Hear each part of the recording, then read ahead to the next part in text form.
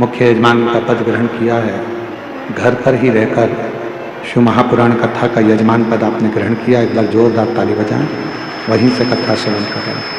श्री गोपाल शंकर लाल सोनी जी, प्रेमलता शंकर लाल सोनी जी देवास से कथा के मुख्य यजमान का पद ग्रहण किया है, एक बार जोरदार ताली बजाकर उनके लिए साधुवाद। श्रीमती श्री अमित रजनी जी मुदगल बीटा अम्बाला से हैं, जिन्होंने मुख्य यजमान पद ग्रहण किया है, एक बार जोरदार ताली बजाएं। श्री चतुर्वेदी परिवार झांसी से है, जिन्होंने कथा का यजमान पद ग्रहण किया है, एक बार जोरदार ताली बजाकर स्वागत करें।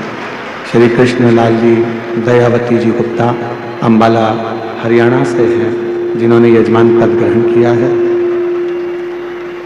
श्री प्रदीप ममता बंसल जी, श्रीमती कांता बंसल जी दिल्ली से हैं, जिन्होंने कथा के मुख्य यजमान पद ग्रहण किया है।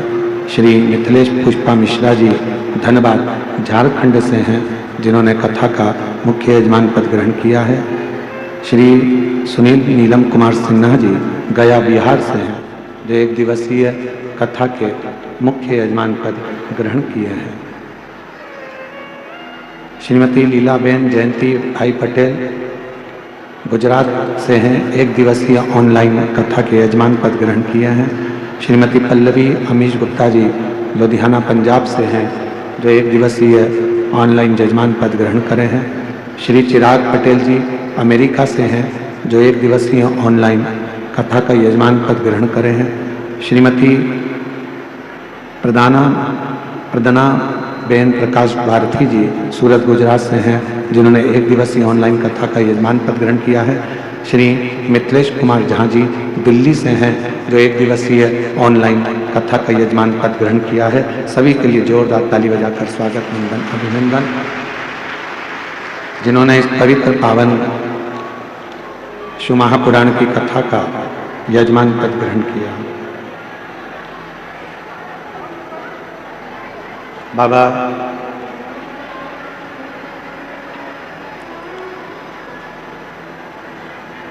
देवादिदेव महादेव की ये पवित्र धरा है, जहां आप और हम भगवान शिव की अविरल भक्ति को धारण कर रहे हैं।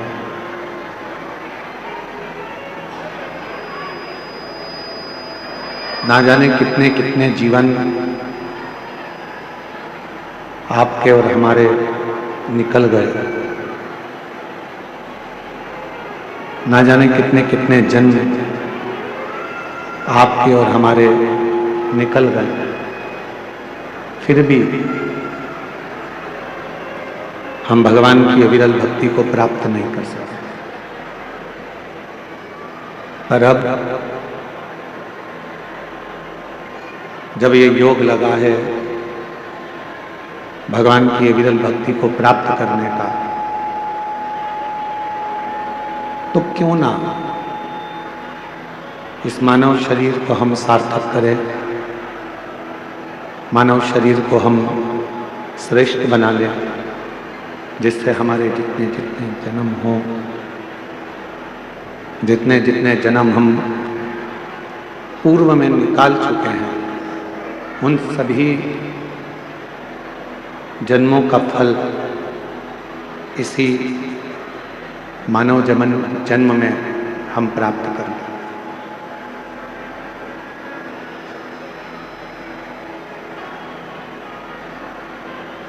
मर जाना, फिर जन्म ले लेना, फिर मर जाना, फिर जन्म ले लेना, उसमें श्रेष्ठता नहीं है। आवाज नहीं आ रही है उधर पंडाल में।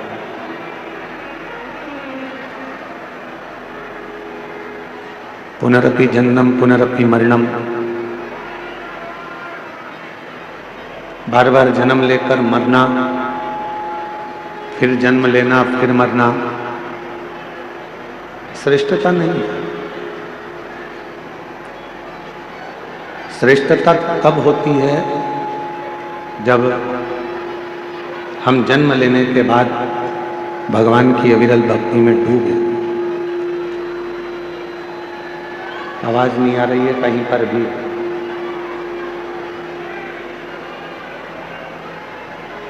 जब भगवान की अविरल भक्ति में हम डूबे और भगवान का भजन कर कर, भगवान का स्मरण कर कर, भगवत नाम धारण कर कर, भगवान की अविरल भक्ति को धारण कर कर, फिर हमारा कोई अगला जन्म ही ना हो।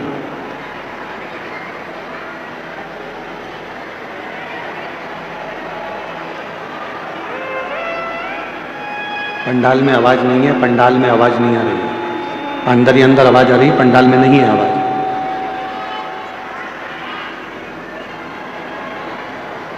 जन्म लेना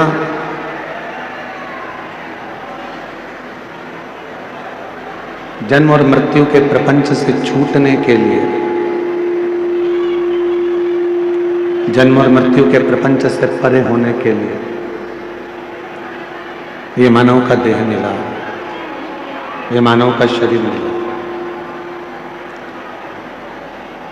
और मैंने तेरे ही भरोसे बाबा, तेरे ही भरोसे हवा उड़ती जाए बाबा, डोर कुछ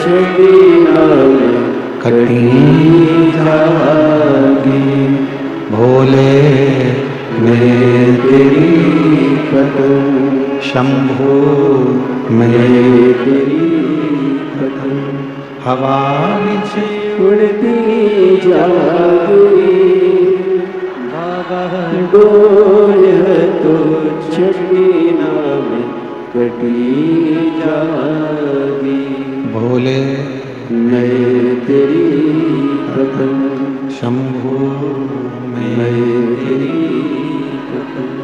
शिव कथा कर रही है, भगवान शंकर का पवित्र चरित्र कह रहा है, शिव महापुराण की कथा कर रहा है।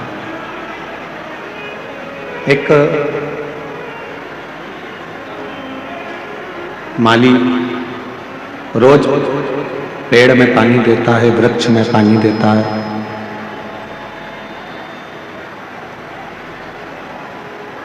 पर उस माली को मालूम है कि मैं वृक्ष में पानी तो दे रहा हूं, पर इसमें जो फल लगेंगे वो फल समय आने पर ही प्राप्त होंगे। माली का काम है रोज वृक्ष में पानी देना। समय आएगा जब फल अवश्य मिलेगा, फल अवश्य प्राप्त होगा, पेड़ में फल अवश्य लगेगा। शंभु शंभु शंभु शंभु शंभु शंभु शंभु शंभु शंभु शंभु। माली का काम है पेड़ में पानी देना, वृक्ष में पानी देना।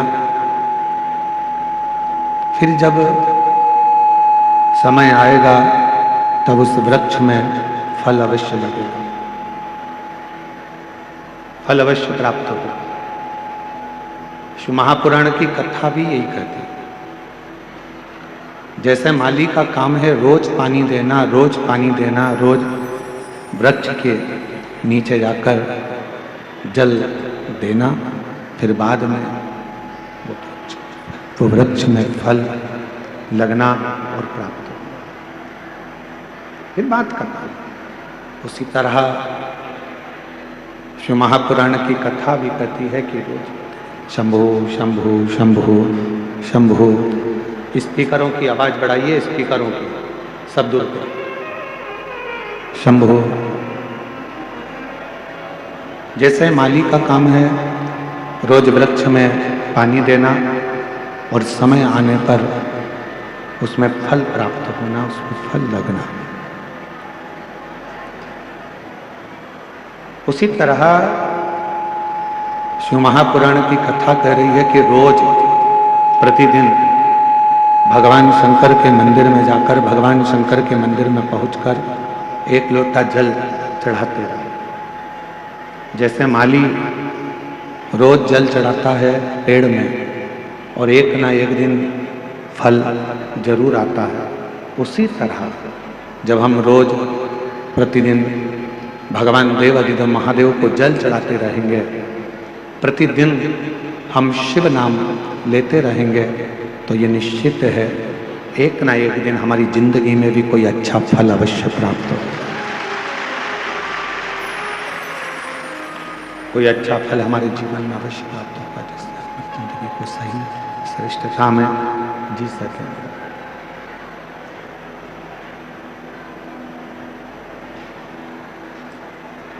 और तेरी कृपा बिना न हिले एक भी अणु, लेते हैं सांस तेरी कृपा से तनु,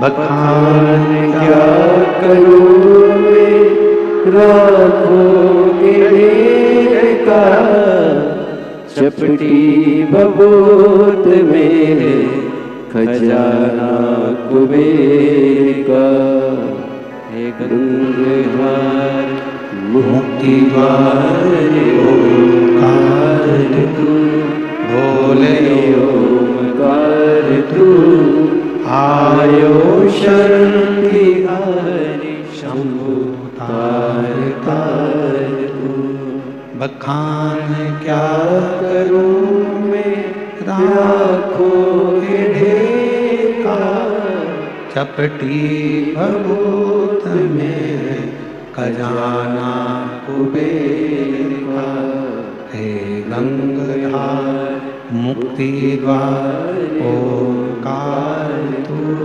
भोले ओंकार तू, आयो शरण तिहारी शंभु तार तार तू।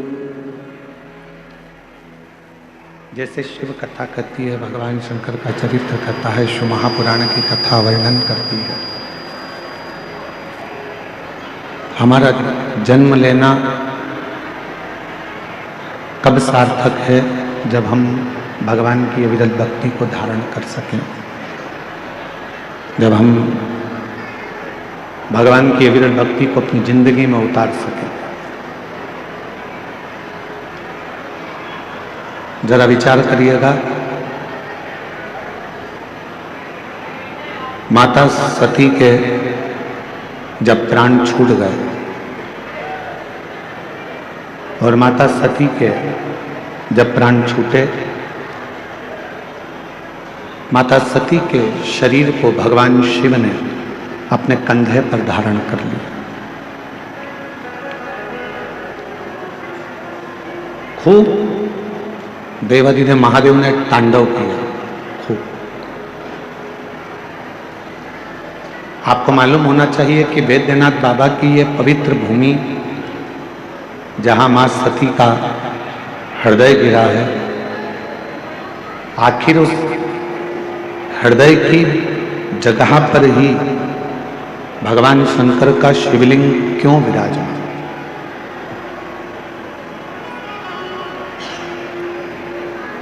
किस लिए विराजमान है, क्यों वहां पर विराजमान है, ज्ञात है?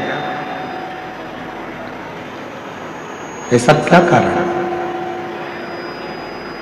शिव महापुराण की कथा कहती है, शंकर का चरित्र कहता है, भगवान शंकर का चरित्र कह रहा है, शिव महापुराण की कथा कह रही है। सती मैया के हृदय में शिव के प्रति इतना सम्मान था, भगवान शंकर के प्रति इतना आदर था कि सभा के अंदर, जिस दक्ष प्रजापति की सभा लगी थी, उस सभा के अंदर, दक्ष प्रजापति की पूरी सभा के अंदर अपने पति का कोई स्थान नहीं था। उस सभा के अंदर अपने पति के लिए कोई आदर नजर नहीं आ रहा था। जब पति के लिए कोई आदर नहीं दिखा, सम्मान नहीं दिखा, सत्कार नहीं दिखा, तब सती माता ने अपने प्राणों को त्याग दिया। तब माता सती ने अपने प्राणों को छोड़ दिया। कब त्यागा? जब उन्होंने अपने पति का अपने पिता के घर में आदर नहीं देखा, सम्मान नहीं देखा, सत्कार नहीं देखा। अर्थात सती माता के हृदय में शिवजी के प्रति इतना प्रेम था, भगवान शंकर के प्रति इतना प्रेम था, इतना आदर था, इतना सम्मान था कि सती मैया अपने पति का अपमान सह नहीं पाई।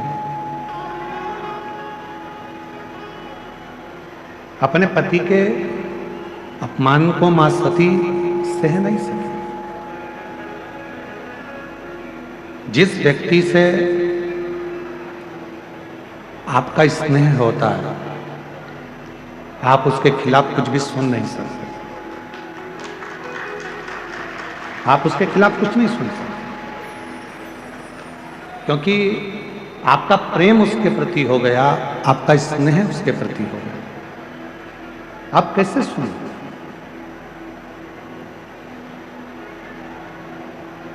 जितनी मेरी जीजियां बैठी हैं, जितने मेरे जीजा बैठे हैं, जितनी मेरी माताएं बैठी हैं, जितने मेरे भाई बैठे हैं, जितने मेरे जीजा बैठे हैं, जितने मेरे बुजुर्ग माता पिता बैठे हैं, आप सब जरा विचार कर कर बताना, एक बेटा कोई गलती करता है और लोग आकर बता देते हैं। एक बेटा गलती करता है और किसी ने आकर बताया कि तुम्हारे बेटे ने ये गलती करी है, तुम्हारे बेटे ने ऐसा कर दिया, तुम्हारे बेटे ने वैसा कर दिया, तुम्हारा बेटा ऐसा गलत कर रहा है। ईमानदारी से बोलना, माँ मानने को तैयार हो जाती है क्या कि मेरा बेटा ऐसा कर सकता? माँ मानती ही नहीं, माँ मानने को तैयार ही नहीं होती है, माँ मान ही नहीं पाती। क्यों? क्योंकि एक माँ अपनी बेटी से इतना प्रेम करती है, एक माँ अपने बेटे से इतना स्नेह करती है, इतना प्रेम करती है, इतना स्नेह करती है कि वो कुछ मानने को तैयार ही नहीं होती। वो कुछ मानती है। प्रेम जब बहुत ज्यादा मात्रा में बढ़ जाता है, स्नेह बढ़ जाता है, तो हमें अवगुण नजर नहीं आते, हम उसमें केवल गुण ही देखते हैं।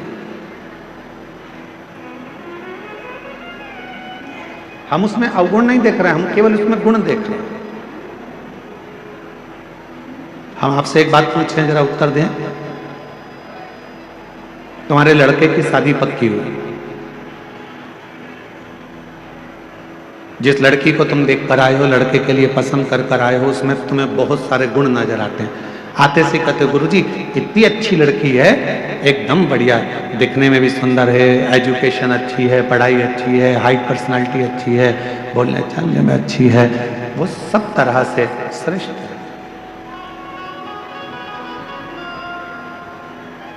क्यों? क्योंकि आपने उस लड़की में गुण ही गुण देखे, इसलिए आपको उसमें केवल गुण ही गुण नजर आ रहे हैं, केवल गुण ही गुण नजर आ रहे हैं।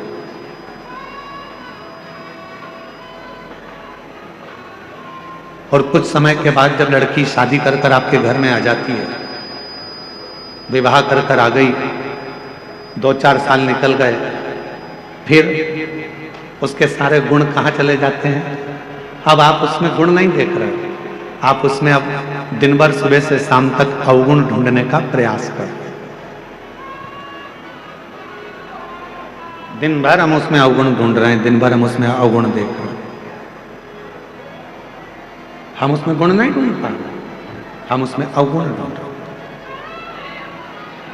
पहले वही बहू 7 बजे उठकर आती थी तो तुम कुछ नहीं कहते थे, अब वही बहू 7 बजे उठती है तो तुम्हें लगता है कि बहुत देर से उठ गई।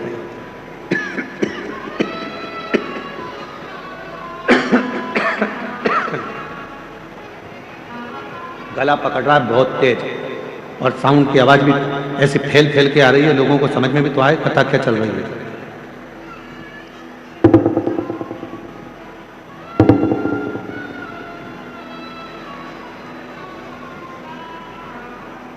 लड़की वही है, पहले हमने उसमें केवल गुण देखा और अब हम उसमें अवगुण देख रहे हैं।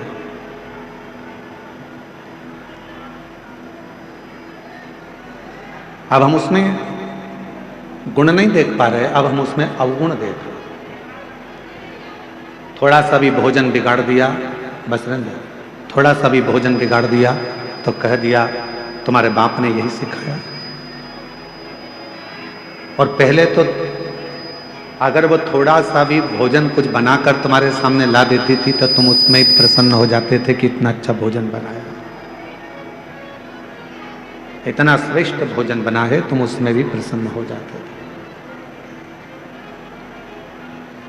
अब तुम्हें उसमें अवगुण दिख रहा है। यहां जितने बैठे हैं, यहां मेरी जितनी भी माताएं बैठी हैं, जितने भी पिता बैठे हैं, मैं आप सबसे एक निवेदन करूं, उत्तर दीजिएगा जरा से।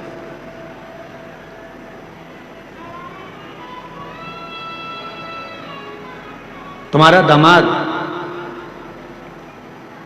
तुम्हारी बेटी का पति तुम्हारी बेटी को घुमाने लेकर जाए तो तुम्हें कैसा लगेगा? अच्छा लगेगा कि बुरा लगेगा? जम के तो बोलो, अच्छा लगेगा। पड़ोसी से कहोगे इतना अच्छा दामाद मिला है, मेरी बेटी को खूब घुमाता, खूब घुमाता। और अगर वही काम तुम्हारा बेटा करे और तुम्हारी बहू को घुमाने ले जाए तो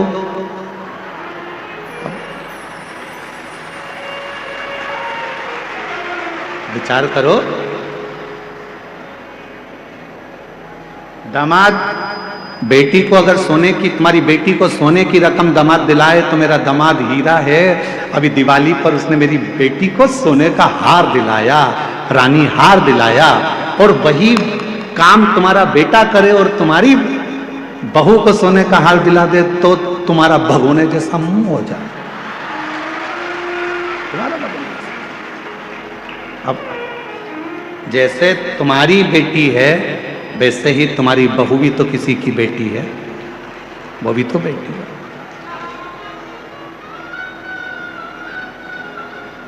फिर दो मुख क्यों? फिर दो विचार क्यों? फिर दो दृष्टि क्यों?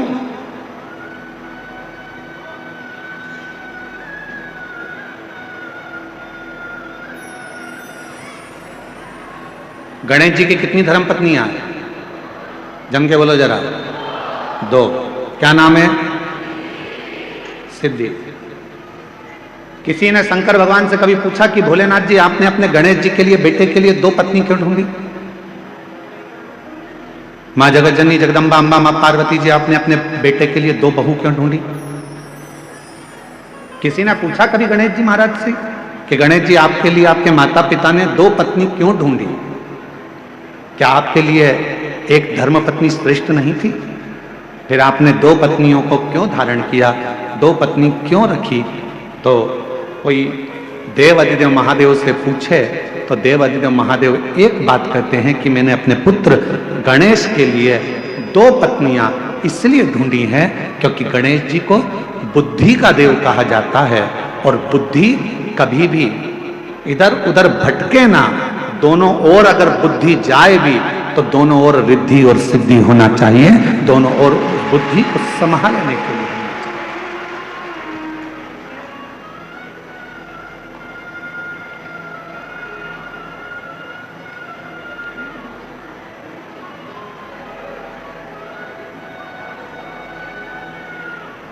दो दृष्टि नहीं रखना। हमारी बुद्धि दो तरह से बढ़ जाती है। बेटी और दामाद के लिए हमारी बुद्धि कुछ और कहती है और बेटा और बहू के लिए हमारी बुद्धि कुछ और कहती है।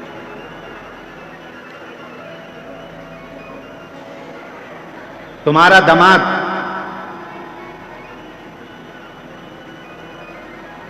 तुम्हारी बेटी बीमार पड़ गई, तुम्हारी बेटी बीमार पड़ी और तुम्हारा दामाद उसको हॉस्पिटल दिखाने ले गया, तुम्हारा दामाद घर में पोछा लगा दिया, तुम्हारे दामाद ने झाड़ू लगा दी, तुम्हारे दामाद ने चाय बनाकर पिला दी और तुम उससे मिलने गए। मेरा दामाद इतना हीरा है, मेरी बेटी बीमार पड़ गई तो इतनी सेवा कर रहा, इतनी सेवा कर रहा, और मालूम पड़े तुम्हारी बहू बीमार पड़ जाए और तुम्हारा बेटा बोई की बोई करे तो मेरा बेटा तो लल्लू हो गया।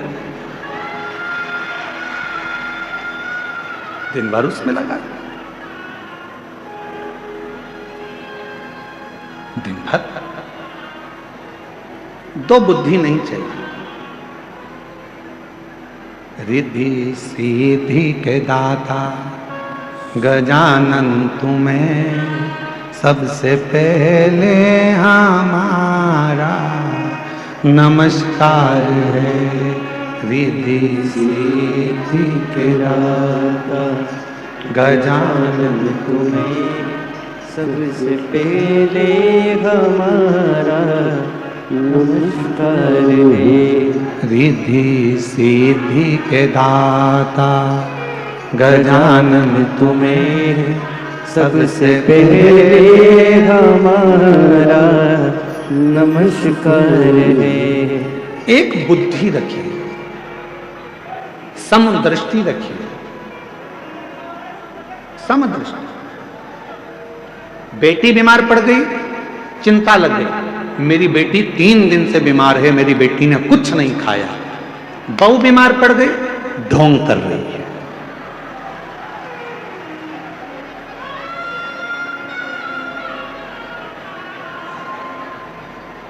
दो बुद्धि नहीं चाहिए,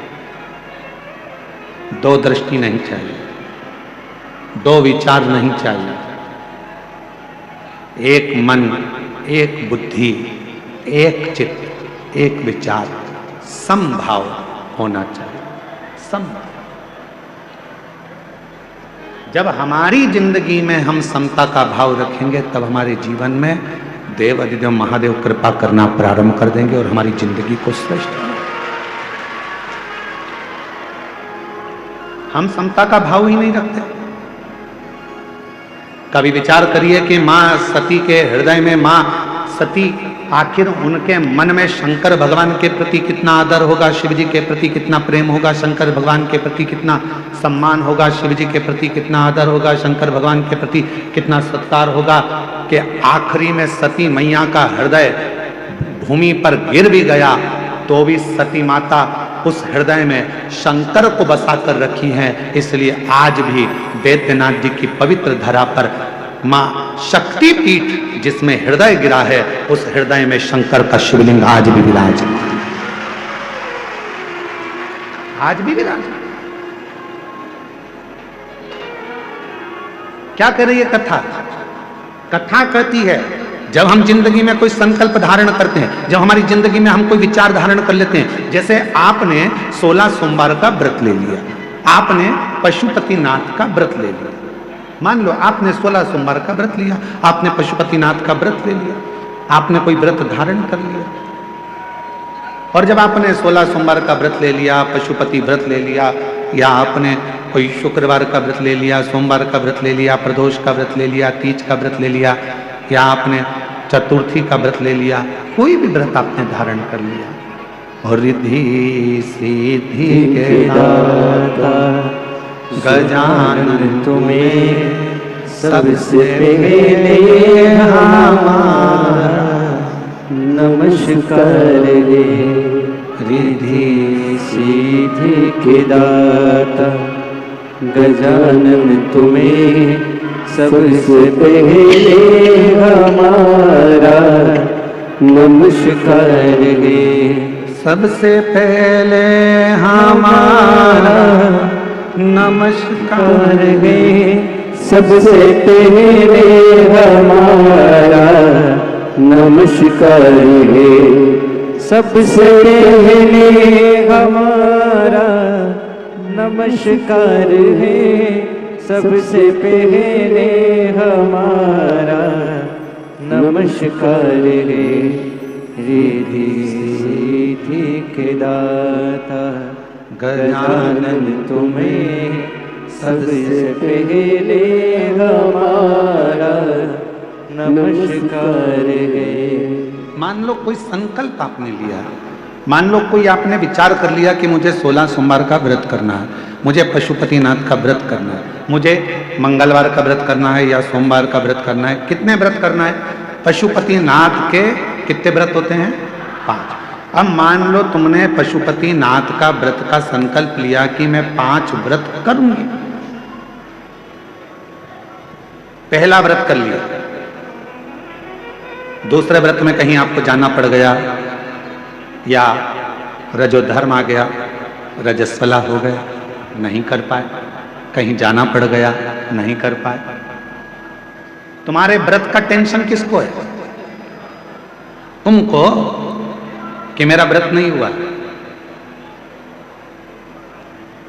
पहला व्रत यदि आपने कर लिया है, उसके बाद के अगर 4 व्रत तुम्हारे रह गए हैं, उसकी चिंता तुम्हें नहीं रहती। जिसका तुमने संकल्प लिया है उस महादेव को तुम्हारी चिंता रहती है कि यह कब पूरा,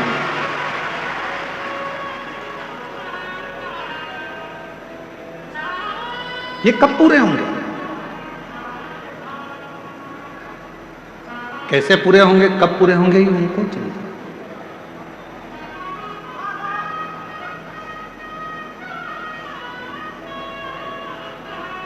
ये व्रत कैसे होंगे, ये उनको चिंता। आपको लगता है कि मेरा सोमवार का व्रत ये वाला छूट गया है, रजोधर्म से हो गई, या कहीं मुझे जाना पड़ गया, ये व्रत रह गया है, कैसे पूरा होगा, उसकी चिंता तुम मत करो।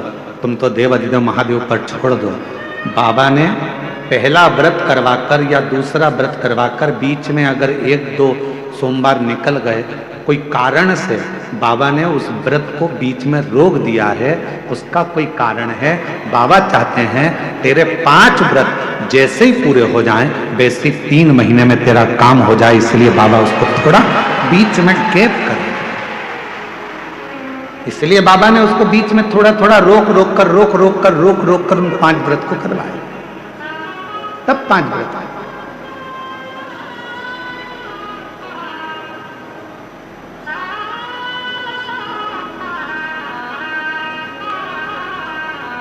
इसलिए शिव महापुराण की कथा कहती है, जिंदगी का कोई भी पल, कोई भी क्षण, कोई भी समय आपके लिए, हर समय, हर क्षण, हर पल प्रसन्नता का और समता का होना चाहिए।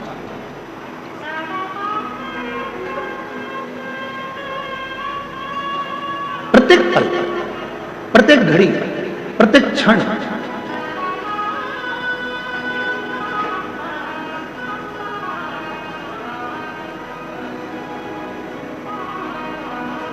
आप जब चाहो जब भगवान को भजो, आप जब चाहो जब शिव का स्मरण करो। इस हृदय में शिव समाहित है।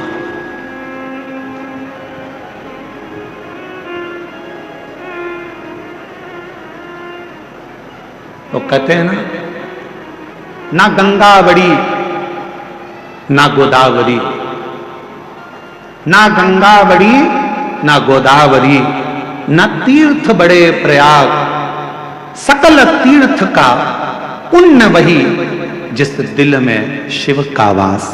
जिस दिल के अंदर शंकर का वास है वो किसी तीर्थ से कम नहीं। जिस दिल में शिव समाया है वो किसी गंगा के घाट से बड़ा नहीं।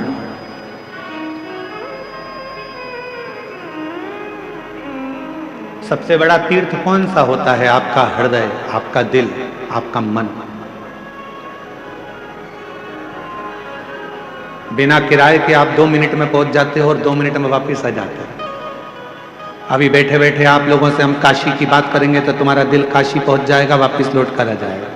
पैसा भी नहीं लगा, 1 रुपया नहीं लगा, घर में बैठे बैठे सारे तीर्थ हो जाते हैं। इसलिए शास्त्र कहता है गंगा बड़ी ना गोदावरी, ना तीर्थ बड़े प्रयाग, सकल तीर्थ का पुण्य वही जिस दिल में शिव का वास।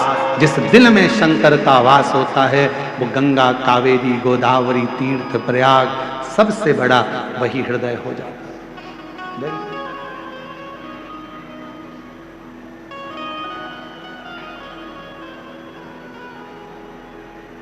सकल तीर्थ बस अपने मन में तुम समता का भाव, पार्वती जी के हृदय में, सती माता के हृदय में समता का भाव था।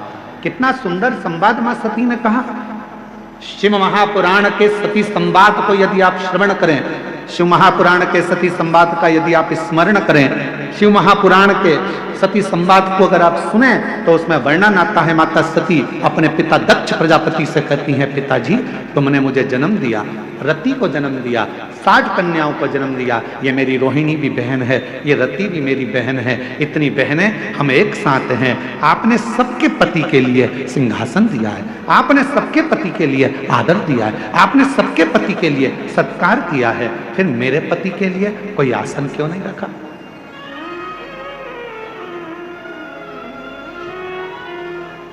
फिर मेरे पति के लिए आपने कोई आदर का स्थान क्यों नहीं रखा? क्या कारण था जो मेरे पति का आप आदर नहीं कर पाए, मेरे पति का सम्मान नहीं कर पाए, मेरे पति का सत्कार नहीं कर पाए? क्या कारण? राजा दक्ष प्रजापति कुछ नहीं बोले। एक शब्द राजा दक्ष प्रजापति ने ऐसा कह दिया कि सती मैया ने अपने प्राणों को त्याग दिया। ये प्रसंग हम शिव महापुराण में लेकर नहीं आते, परंतु इस प्रसंग को इसलिए लेकर आए हैं क्योंकि ये जो भूमि है बाबा वैद्यनाथ जी की, ये 51 शक्तिपीठ में से एक शक्तिपीठ है जहां माता का हृदय गिरा है, इसलिए इस कथा के प्रसंग को शिव के साथ लेकर आए, इसलिए इसको लेकर आए। पिताजी मेरी सारी बहनों के पति के लिए आदर था, मेरी सारी बहनों के पति के लिए सम्मान था, मेरी सारी बहनों के पति के लिए सिंहासन था, सबका आदर करा, सबका सम्मान करा, सबको सम्मान दिया, सबको सिंहासन दिया, फिर मेरे पति के लिए कोई सिंहासन नहीं, कोई आदर नहीं, कोई सत्कार नहीं, क्यों? इसलिए दक्ष प्रजापति कुछ नहीं बोले, एक शब्द भी दक्ष प्रजापति ने नहीं कहा। जब माता सती ने क्रोध में आकर कहा, पिताजी तुमने मेरे पति का सम्मान नहीं किया, तब दक्ष प्रजापति को क्रोध आ गया और क्रोध में आकर दक्ष प्रजापति ने कहा, सुन सती, ये तेरा घर नहीं, ये तेरे पति का घर नहीं, ये तेरे पिता का घर है, और मेरा मन, मेरे घर में मैं किसको बुलाऊं? सती मैंने तो तुझे भी नहीं बुलाया था, तू आ क्यों गई? क्यों आई? मैंने तो तुझे भी निमंत्रण नहीं दिया था, मैंने तो तुझे भी नहीं बुलाया था, तू क्यों आई? किस लिए आई?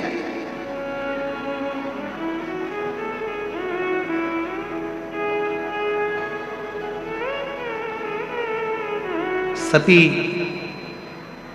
माता सती मुस्कुराकर बोली, रे दक्ष प्रजापति, अब तुम बोल रहे हो कि मुझे बुलाया नहीं था, क्यों आई?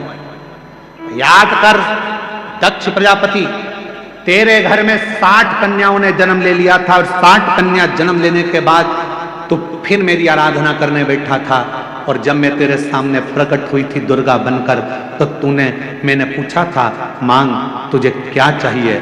तो तूने कहा था, मां अगर कुछ देना चाहती हो तो तुम मेरी बेटी बनकर मेरे घर में जन्म ले लो। तूने मांगा था, तूने बुलाया था, तो मैं आई थी। अगर तू नहीं बुलाता तो मैं नहीं, तूने बुलाया तो मैं आई।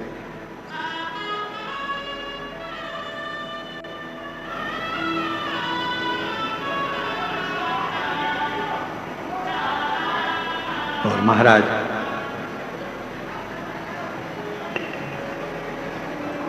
उसने बुलाया है तो हम आए। कभी एकांत में बैठकर विचार करना कि तुम्हारे घर के बाहर कुत्ता घूमता हुआ दिखे, तुम्हारे घर के बाहर गधा घूमता हुआ दिखे, तुम्हारे घर के बाहर चींटी, चीटा, चूहा, छिपकली, इल्ली, झिंगूर, पक्षी ये सब दिखते हुए नजर आए, तो विचार करना कि भगवान ने कितनी बड़ी कृपा करी कि तुमको छिपकली बनाकर पैदा नहीं करा, तुमको झिंगूर बनाकर पैदा नहीं करा, तुमको चींटी बनाकर पैदा नहीं करा, तुमको मेरे भगवान ने पैदा करा तो मनुष्य बनाकर पैदा करा। मतलब भगवान कुछ चाहते थे तुझसे कि तू जन्म लेकर फिर संसार से मुक्त हो जा। तेरा जन्म हो और तू संसार सागर से मुक्त हो, फिर संसार में तेरा जन्म ना हो, फिर मृत्यु सागर में तू पैदा ना हो, फिर संसार सागर में तेरा जन्म ना हो। यह परमात्मा भी चाहते हैं।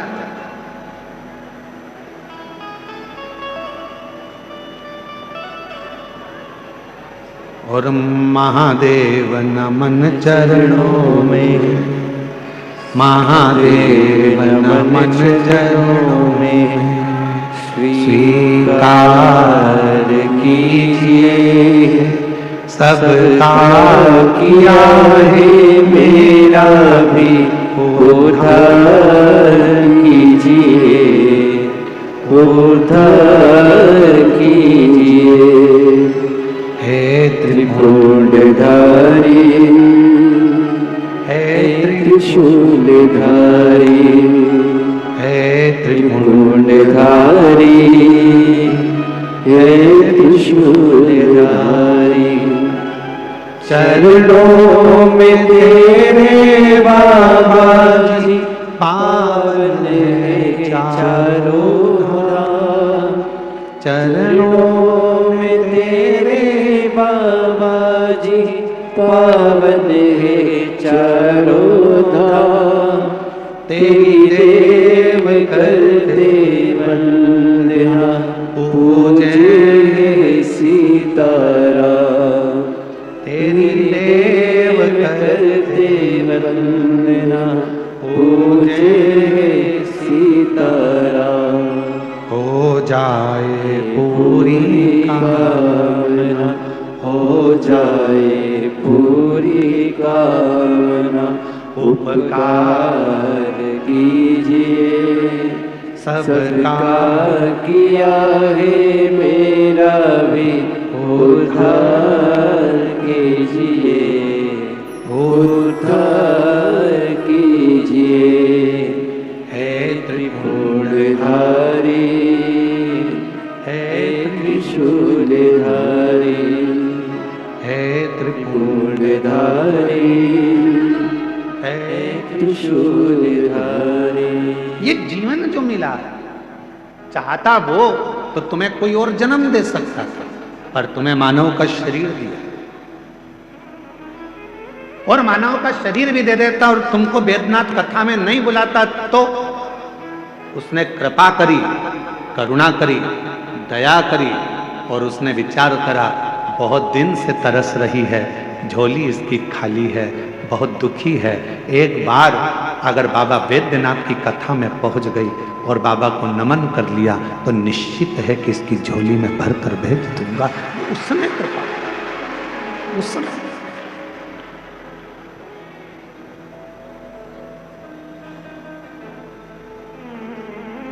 कल एक बहन जी ने पत्र लिखा, और पत्र में, कल हम पत्र को ढूंढेंगे तो टाइम लगेगा, उस पत्र में लिखा कि गुरुजी इतनी भीड़ है कि अंदर तो हम जा ही नहीं सकते, हम तो बाहर बैठते हैं और आप हमको दिखते भी नहीं है, आप हमें दिखते ही नहीं, आप हमें नजर ही नहीं आते। हमने उनसे कहा जो पत्र जिन्होंने लिखा है हम उनको निवेदन करें, उनको कहें, वो दिखता भी नहीं है। कहीं पर भी बैठकर आप कथा सुन रहे हो, भले हम दिखें चाहे ना दिखें, पर इतना विश्वास रखना, शबरी अम्बा ने राम जी को कभी नहीं देखा था, केवल गुरु जी के मुख से सुना था कि राम ऐसे हैं, राम आएंगे, राम पहुंचेंगे, राम कृपा करेंगे, तू भजती रहे, सुनती रहे।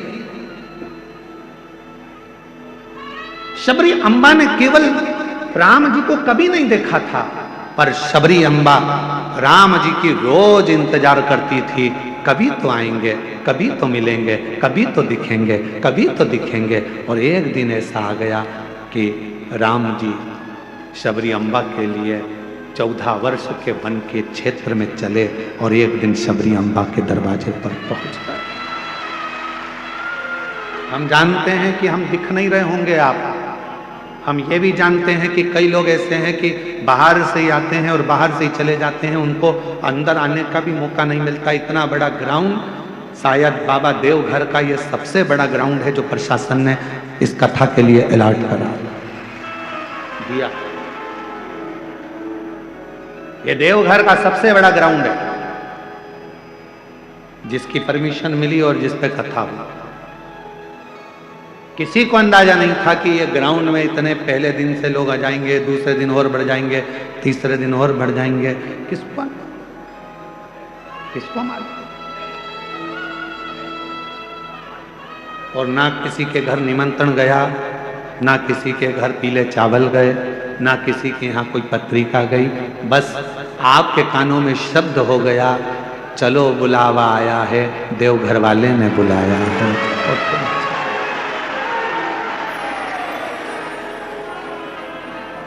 चल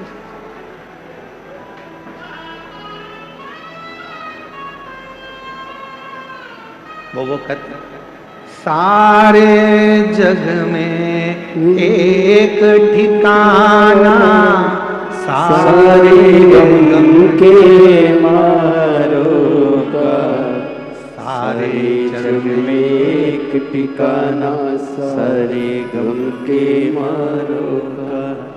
रस्ता देख रहा है बाबा अपनी आँख के तारों का, रस्ता देख रहा है बाबा अपनी आँख के तारों का। रस्ता देख रहा है बाबा अपनी आँख के तारों का, रास्ता देख रहा है बाबा अपनी आँख के तारों का। हो जिसने जितना दर्द सहा है, उतना चैन भी पाया है। चलो बुलावा आया है, देवघर ने बुलाया है। जय श्री राधे। चलो आज बड़े ही हर्ष का विषय है, हमारे बीच में सरकार का प्रतिनिधित्व करते हुए झारखंड सरकार के पर्यटन, कला, संस्कृति, खेल एवं खेल मंत्री श्री सुदीप कुमार जी हमारे बीच में पधारे हैं। एक बार जोरदार ताली बजाकर स्वागत करें। जोरदार ताली बजाएं मंत्री महोदय।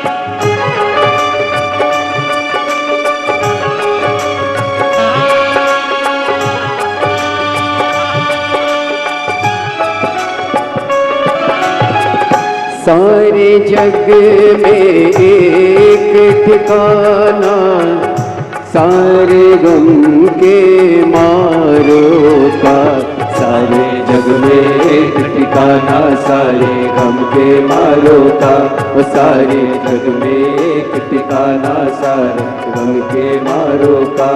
ओ रास्ता देख रहा है बाबा अपनी आँख के तारों का, रास्ता देख रहा है बाबा अपनी आँख के तारों का, रास्ता देख रहा है बाबा अपनी आँख के तारों का।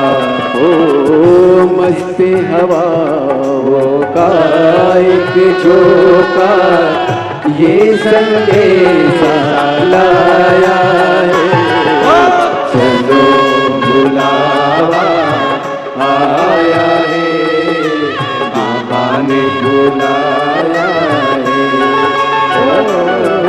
ओ चलो बुलावा आया है, बाबा ने बुलाया है।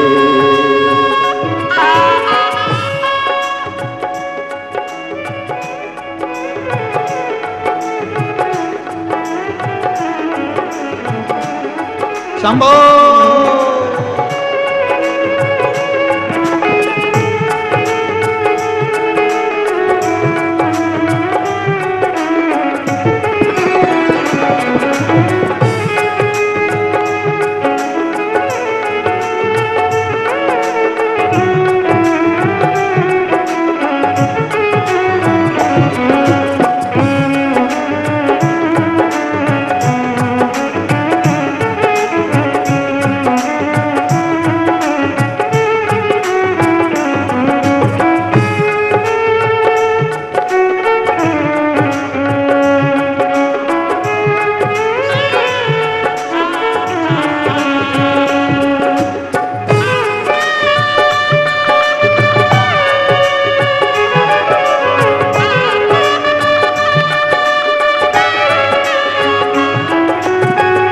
देवघर वाले के मंदिर में लोग मुरादे पाते हैं, आते हंसते हंसते रोते आते हंसते हंसते जाओ। ओ मैं भी मांग के देखूं जिसने जो मांगा वो पाया है, चलो बुलावा आया है, बाबा ने बुलाया है। चलो बुलावा आया है, बाबा ने बुलाया है।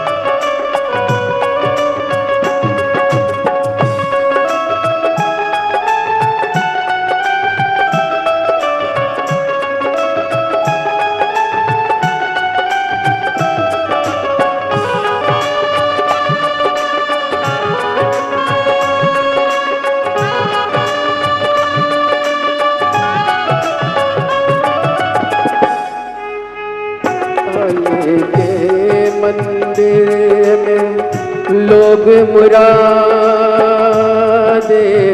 पाते हैं, वो रोते रोते आते हैं, हंसते हंसते जाते हैं, वो रोते रोते आते हैं, हंसते हंसते जाते।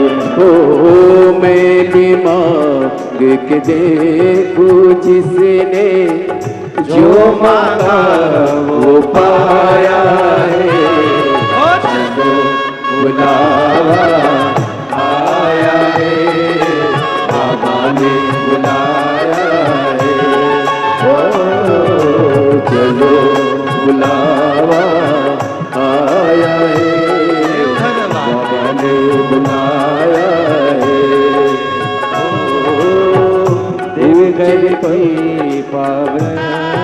नगरी में शिव ने मेला लगाया है। चलो बुलावा आया है, देवघर वाले ने बुलाया है। चलो बुलावा आया है, बाबा ने बुलाया है। चलो बुलावा आया है, बाबा ने बुलाया है। चलो बुलावा आया है, बाबा ने बुलाया है। हर शंभो हर शंभो हर शंभो हर शंभो हर शंभो हर शंभो हर शंभो हर शंभो हर शंभो हर शंभो हर शंभो हर शंभो हर शंभो महादेव है। अपने स्थान पर बैठकर बाबा देवादिदेव महादेव से अपने हृदय की बात है और चलो बुलावा आया है, देवघर ने बुलाया है। ये उसकी देवघर कृपा। की पावन नगरी में शिव ने मेला लगाया है। चलो बुलावा आया है, बाबा ने बुलाया है। हर महादेव है। बाबा से अपने मन का भाव कहेंगे। उसके पहले हमारे इस पवित्र प्रांगण में देवघर की पवित्र धरा पर बाबा देवादिदेव महादेव की पवित्र कथा का रसपान करने के लिए झारखंड सरकार के माननीय पर्यटन मंत्री सुदिव्य कुमार जी हमारे बीच में विराजमान हैं। एक बार उनके लिए जोरदार ताली बजाकर साधुवाद। जो झारखंड सरकार का नेतृत्व करने के लिए बड़े भाव के साथ यहाँ पधारे। मैं श्री सुदिव्य कुमार जी पर्यटन मंत्री झारखंड सरकार निवेदन करूं आपका 2 मिनट का उद्बोधन सभी को प्राप्त हो। उसके बाद में हम बाबा से प्रार्थना करें और अपने जीवन को सार्थक करें। एक बार जोरदार ताली बजाओ माननीय मंत्री महोदय जी के लिए। झारखंड सरकार पर्यटन मंत्री श्री सुदिव्य कुमार। बहुत बहुत धन्यवाद बाबा। महादेव की इस धरती पर परम पूज्य पंडित जी और इस विशालतम पंडाल में भक्तों का यह अपार जनसमूह, भक्ति की बहती यह अविरल धारा जिसमें आप प्लावित हो रहे हैं। मैं ईश्वर से हृदय तल से यह प्रार्थना करता हूं कि जिन मनोकामनाओं को लेकर आप चलकर आए हैं, देवादिदेव महादेव आपके ऊपर, हमारे राज्य के ऊपर कृपा बरसाएं। और आदरणीय पंडित जी से भी मेरी हाथ जोड़कर विनती है कि झारखंड पर आपकी भी कृपा बरसती रहे। इन्हीं बातों के साथ एक बार पुनः बहुत धन्यवाद करते हुए मैं अपने शब्दों को समाप्त करता हूं। बहुत बहुत धन्यवाद। बहुत बहुत धन्यवाद माननीय पर्यटन मंत्री झारखंड सरकार श्री माननीय सुदिव्य कुमार जी। बहुत सुंदर विचार आपके इस संपूर्ण क्षेत्रवासियों को मिले। एक बार जोरदार ताली बजाकर माननीय मंत्री महोदय जी का स्वागत वंदन। हर हर महादेव भाव से बड़े आनंद से बाबा को अपने मन का भाव कहेंगे। हृदय से बाबा को अपने मन की बात कहेंगे। जहाँ जगह मिले वहाँ बैठकर दिल से बाबा को अपने मन का भाव अवश्य कहिए, प्रार्थना करिए। साथ में बोलिएगा, हृदय से बोलिएगा।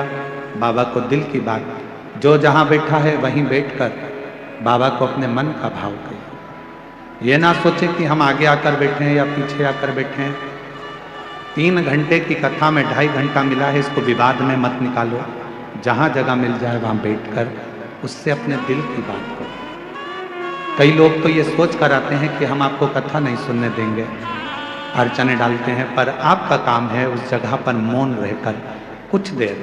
बड़ी मुश्किल से यह कथा मिलती है। ना जाने देवघर वाले बाबा ने कृपा कर झारखंड में यह कथा करवा दी और पूरा बिहार, कलकत्ता, बंगाल, झारखंड, छत्तीसगढ़ सब आनंद था। दिल से बाबा को प्रार्थना करो, विनय करो, साथ में सब बोलेंगे, हृदय से प्रार्थना करो।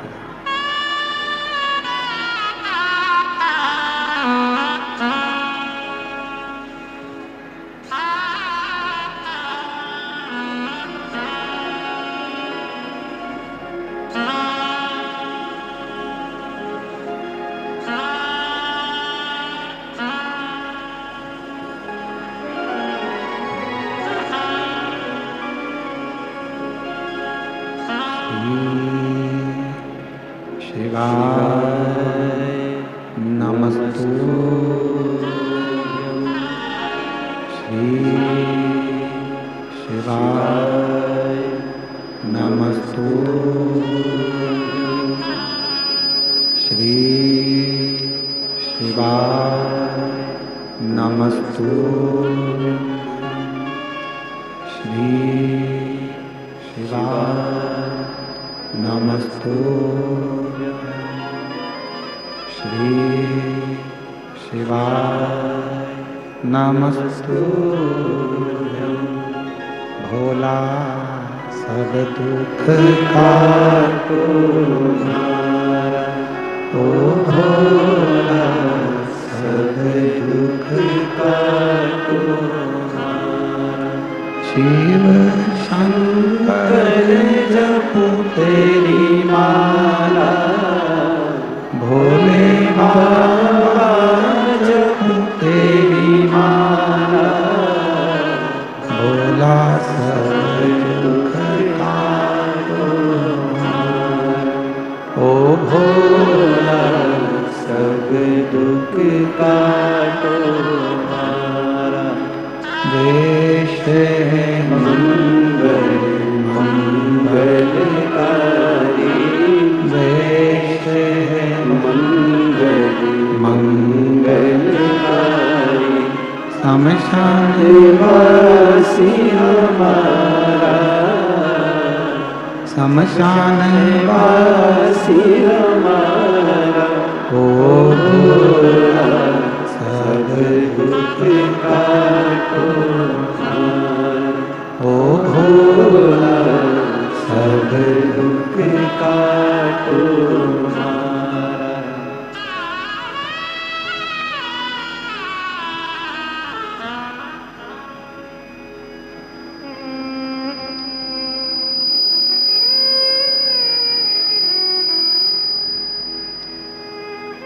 बाबा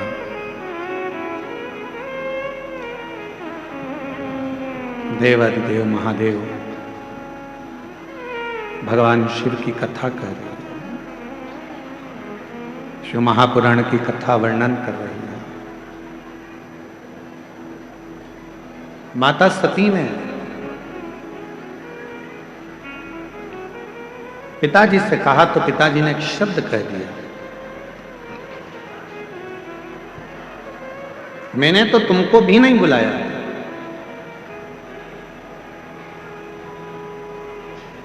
सती मैया ने कहा, पिताजी ये तो नहीं हो सकता कि तुमने मुझे ना बुलाया। याद करो, आपके घर में कई बेटियों ने जन्म ले लिया था और मैं जगत जननी दुर्गा स्वयं तुमसे कहने के लिए आई थी कि अब बेटी मत मांगो, पर तुमने बेटी मांगी। और कहा तुमने कि मुझे बेटी के रूप में तुम चाहिए। और मैंने कहा था दक्ष प्रजापति कि तू मुझे समझ नहीं सकता, तू मुझे जान नहीं सकता दक्ष प्रजापति। शिव को और शक्ति को समझने के लिए कई जन्म लेना पड़ जाएंगे, तब जाकर मनुष्य समझ पाएगा कि शंकर भगवान है क्या, शिव का एक लोटा जल है क्या, शिव की अविरल भक्ति है क्या, मां दुर्गा भवानी आद्य शक्ति है क्या। कई जन्म निकल जाएंगे, कई जन्म। एक पत्र अच्छा है, देखिए।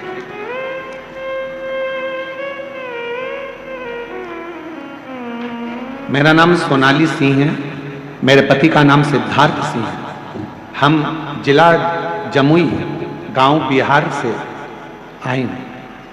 देवघर में मेरा मायका है। मेरा मोबाइल नंबर ये है। मेरी शादी को कई साल निकल गए थे पर संतान का सुख नहीं था। हमने डॉक्टरों का इलाज करवाया पर औलाद नहीं आई। जैसा जैसा डॉक्टर जांच का बोले वो सारी जांचें कराई पर औलाद का सुख नहीं आया। तब किसी के कहने पर पहली बार टीवी पर कथा सुनना चालू किया। कथा सुनना तो चालू करा और मेरा विश्वास जागृत हुआ।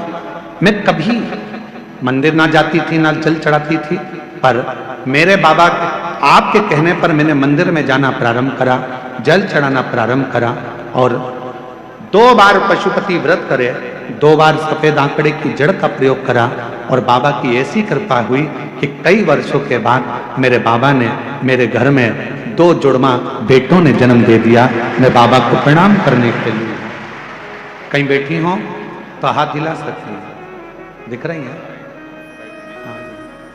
हाँ दिख रही। बच्चे आए हैं साथ में? वही हैं? अच्छा ठीक है। आ जाओ, एक बेलपत्र ले जाना अगर रास्ता मिल जाए तो। तुम आते हो बेलपत्र लेने के लिए, तुम्हारी जगह कोई और ले जाता है? आप लोग सोच रहे होंगे गुरुजी यहाँ पर पत्र कम पड़ रहे हैं। उसका कारण ये भीड़ बहुत ज्यादा है भक्तों की। आपको निकल कर आने में देरी लगेगी, पहुंचोगे, जगह चली गई तो झगड़ा करोगे, इसलिए पत्र भी हम कम पढ़ रहे हैं। एक पत्र और बड़ा सुंदर आया है, देखिए।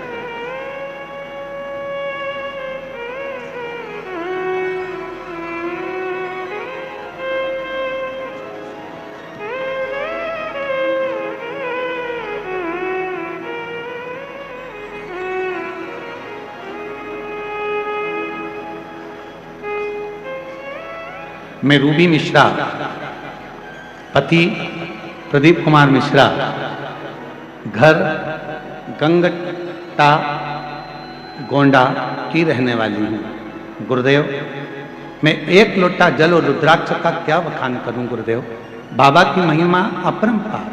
कहीं बैठी हो तो हाथ हिला सकती हैं। आप ही हैं जी? आ जाइए, एक बेलपत्र ले जाइए, आ जाइए। गुरुदेव, बाबा की महिमा का मैं क्या गुणगान करूं।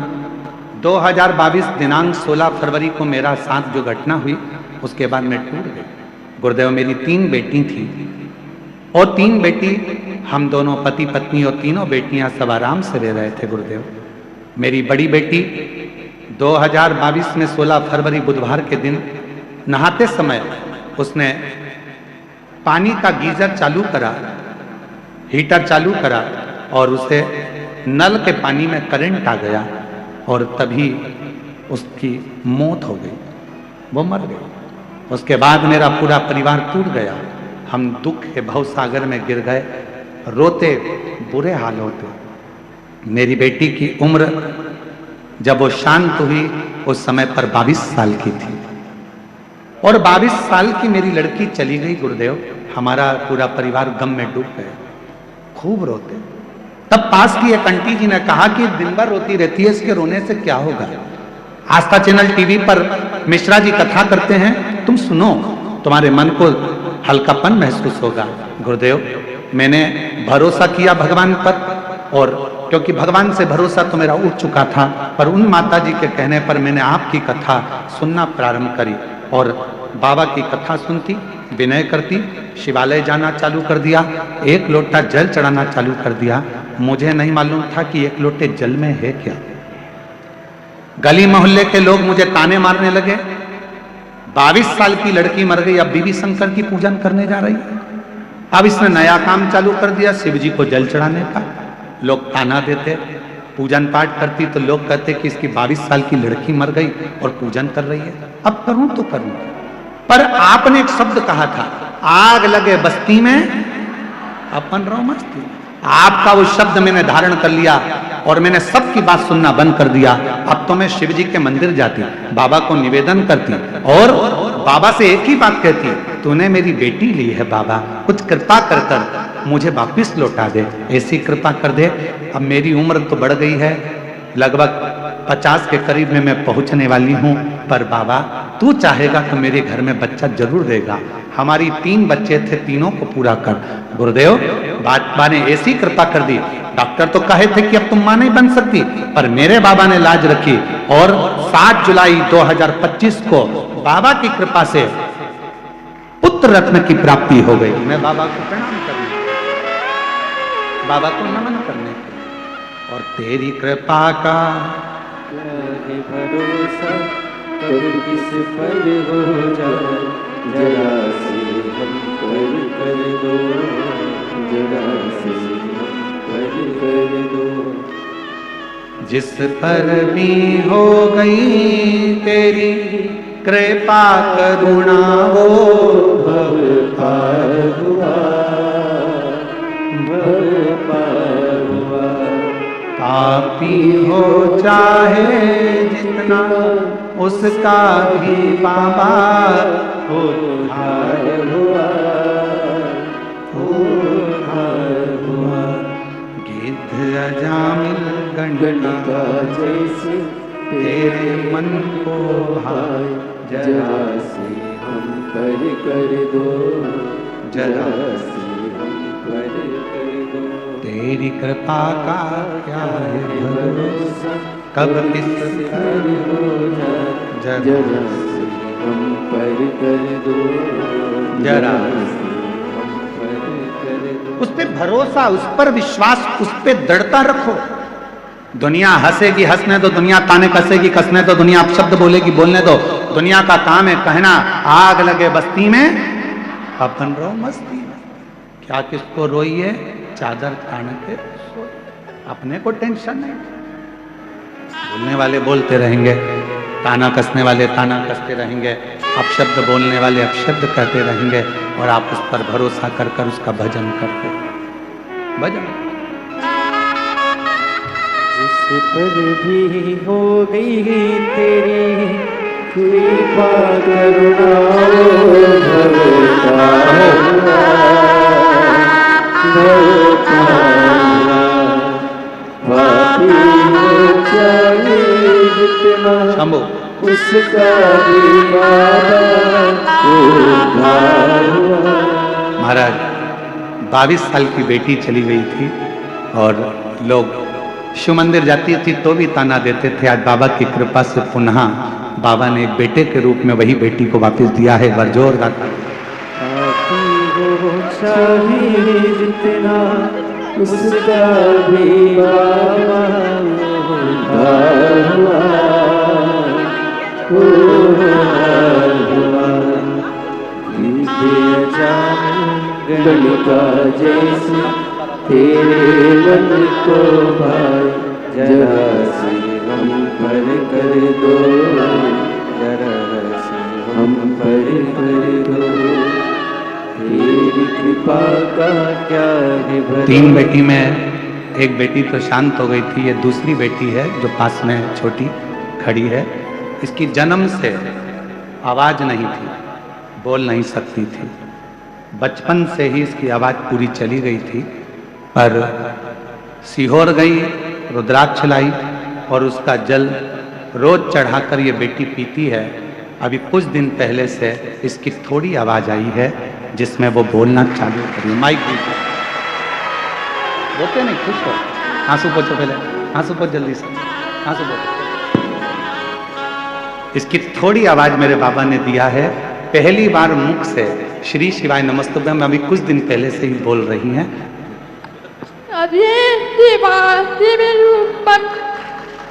श्री शिवाय नमस्तुभ्यम। वापिस एक बार। श्री शिवाय नमस्तुभ्यम। जन्म से आवाज नहीं थी, अब 22 थोड़ी आई है, बोलना प्रारंभ करा है इसने और मुख से बोल रही है। एक बार जोरदार ताली बजा। ठीक हो जाएगा।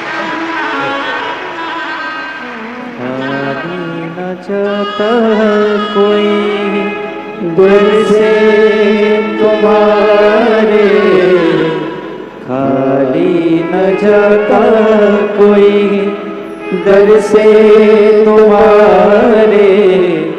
मैं भी खड़ी हो नंदी बाहे बसारे, अपने हृदय से लगा लो, लगा लो गिरा जा रहा हूँ, उठा लो। बाबा से प्रार्थना करिए, दोनों से निवेदन है, थोड़ा डाउन कर कर चलाओ। शिव कृपा करो। बाबा प्रार्थना करो, जिस समय तुम दिल से बाबा से निवेदन करोगे, विनय करोगे, बाबा उसको स्वीकार है, स्वीकार करो।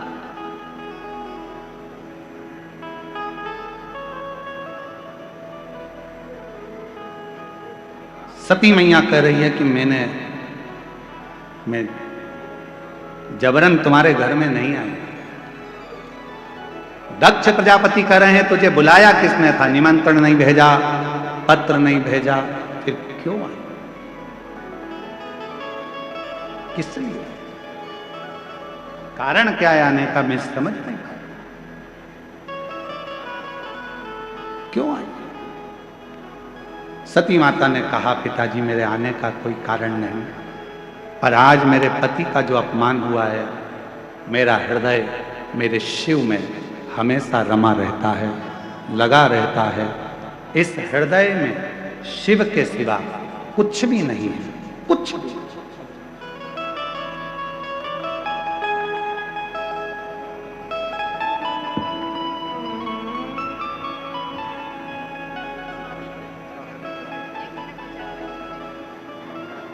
जो जुड़मा बच्चे हुए हैं वो इनकी मामी हैं, बच्चे छोटे थे अभी, इसलिए उनको लेकर पंडाल में नहीं आ सकी। एक बार जोरदार ताली बजाओ साथ में।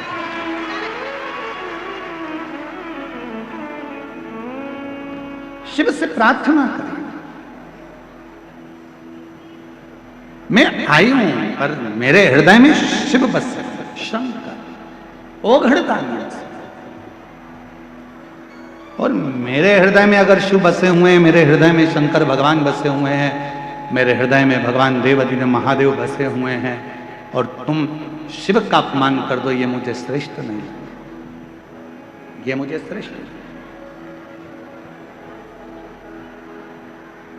आज में सती माता कहती है दक्ष प्रजापति सुन, मैं आपकी बेटी हूं, प्राणों को त्याग रही हूं, तुमने मेरे स्वामी का अपमान करा है, इसलिए तुम्हारा शीश कटेगा, बकरे का मुख लगेगा। ये सती माता कह रही है कि बकरे का मुख लगेगा। पर जिस बेटी का अपमान करा है, जिस बेटी का तुमने अपमान करा है, उसी बेटी के तन की भस्म जब मेरे देव अधिदेव महादेव के शरीर पर चढ़ेगी और वो भस्म तुम्हारे शरीर से लगेगी, तब जाकर तुम्हारा उद्धार होगा, वरना उद्धार भी नहीं। दक्ष प्रजापति, मेरे तन की भस्म मेरे देव अधिदेव महादेव पर चढ़ेगी, और वो भस्म जब तुम पर लगेगी, तुम्हारे शरीर को छुएगी, तब वो भस्म उद्धार।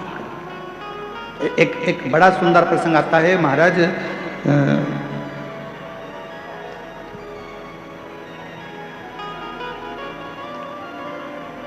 एक वामदेव नाम के शंकर के बड़े भक्त थे, थोड़ा ध्यान से सुनना। बाबा वैद्यनाथ जी की इस पवित्र धारा की कथा है, अपनी जिंदगी में उतारना, बहुत सावधानी से सुनना। एक पत्र आया है, किसी बहन जी ने भेजा है, हम आपके पत्र को स्वीकार करते हैं। गुरुजी, आपसे एक निवेदन करना चाहते हैं हम व्यासपीठ से। हम सब जितने भी शिव भक्त यहाँ पर आए हैं, कोई 100 रुपए खर्च करा है, कोई 200 रुपए खर्च करा है, कोई 500 रुपए खर्च करा है। 4 किलोमीटर दूर से पैदल चलकर हम लोग कथा के पंडाल तक पहुंचे, पर यहाँ कथा के बीच बीच में ये सामान बेचने वाले जो आते हैं, हम लोगों को कथा नहीं सुनने देते हैं। आपसे निवेदन है, या तो प्रशासन या समिति इन सामान बेचने वालों को यहाँ से थोड़ा सा बाहर करे, तो हम आराम से कथा तो सुन सकें। हम कथा सुनने के लिए गुरुदेव 4 किलोमीटर तो पैदल चले हैं, और 4 किलोमीटर वापस जाना है, और 400-500 रुपये खर्च कर कर हम कथा सुनने आते हैं। उसमें भी हमको ये लोग परेशान करते हैं, तो हम कथा कैसे सुने?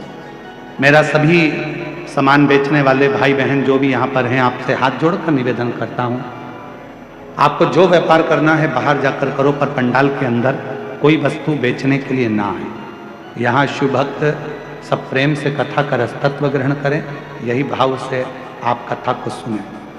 हर हर दक्ष प्रजापति। और आपका भी फर्ज है, देखो केवल हमारी व्यासपीठ का नहीं, आपका भी फर्ज है। अगर आपके सामने कोई बेचने आ रहा है तो उसको तुरंत आप बाहर कर सकते हो। बाहर निकलो यहां से, पंडाल के बाहर जाकर बेचो, अंदर नहीं आना। ये आपका भी तो फर्ज है, आप भी तो कथा के श्रोता हो, शिव कथा करे। ए दक्ष प्रजापति, मेरे तन की भस्म मेरे देवाधिदेव महादेव को चढ़ेगी, और जब महादेव पर यह भस्म चढ़ेगी और वह भस्म तेरे शरीर पर लगेगी, तब तेरा उद्धार होगा। एक बहुत सुंदर संवाद है। एक वामदेव नाम के शिव जी के परम भक्त हुए, शिव उपासक थे, उनको शिव योगी भी कहते थे, वामदेव उनका नाम था। शंकर की भक्ति बहुत थी। एक नियम उनने अपनी जिंदगी में ले रखा था, केवल एक नियम। और आपसे भी निवेदन है, अगर शंकर जी के मंदिर में आप जाते हो, रोज प्रतिदिन भगवान शिव के मंदिर में जाते हो, शंकर जी के मंदिर में दर्शन करने जाते हो, शंकर जी के मंदिर में एक लोटा जल चढ़ाने जाते हो, शिव जी के मंदिर में यदि आप प्रतिदिन जाते हो, तो मेरा एक निवेदन आप सबसे है कि शंकर जी के मंदिर की कोई एक सेवा आप खुद अपने पास में रखो। मंदिर में जाऊंगी, झाड़ू लगाऊंगी, मंदिर में जाऊंगी, जितना निर्माल्य पड़ा होगा उसको उठाकर एक कोने में रख दूंगी, बाद में विसर्जन कर दूंगी। मंदिर में जाऊंगी, किसी ने दिए लगाकर रखे होंगे, उन दियों को जब वो ठंडे हो जाएंगे उठाकर एक कोने में रखी होंगी। मंदिर में जाऊंगी, मंदिर के जितने लोटे हैं, बर्तन हैं, उनको मैं साफ कर दूंगी। मंदिर में जाऊंगी, बेलपत्र ले जाकर मंदिर में रख दूंगी, बाबा को चढ़ जाएगा। मंदिर में जाऊंगी, कहीं जाले लग रहे होंगे, झाड़ू उठाऊंगी, उस जाले को मैं साफ कर दूंगी, जिससे मेरी जिंदगी के सारे जाले समाप्त हो जाएं और मेरी जिंदगी भी अच्छी हो। एक नियम, जब हम हमारी जिंदगी में कोई एक नियम धारण करते हैं तो देवाधिदेव महादेव हमारी ओर अग्रसर होकर आते चलते हैं। वामदेव एक ऐसे शंकर भगवान के भक्त हुए, शिव के उपासक हुए, जिन्होंने शंकर भगवान पर ना जल चढ़ाया, ना शंकर भगवान पर बेल चढ़ाया, ना शंकर भगवान को प्रसाद चढ़ाया, ना शंकर भगवान को कोई वस्तु चढ़ाई। उस वामदेव शिव भक्त ने अगर कुछ चढ़ाया तो शंकर जी को रोज प्रतिदिन भस्म तैयार कर कर शिव जी को भस्म चढ़ाई, प्रतिदिन भस्म चढ़ा, प्रतिदिन भस्म। आप सबको मालूम है ना भस्म कैसे बनाई जाती है? भस्म का नियम क्या है? अलोनी गोबरी।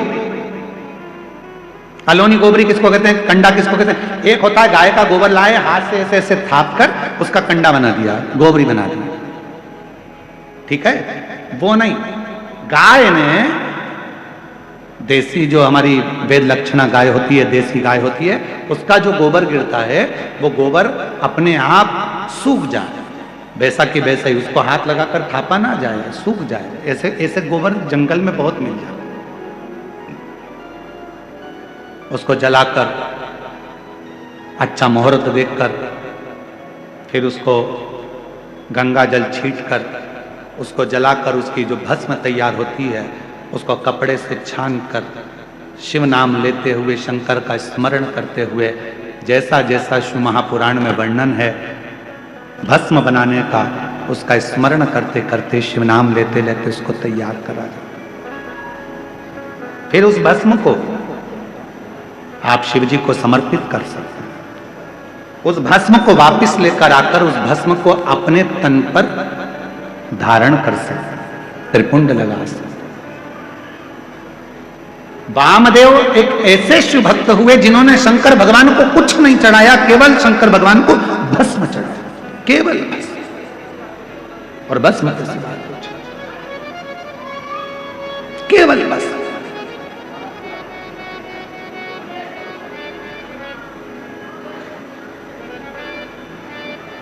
एक दिन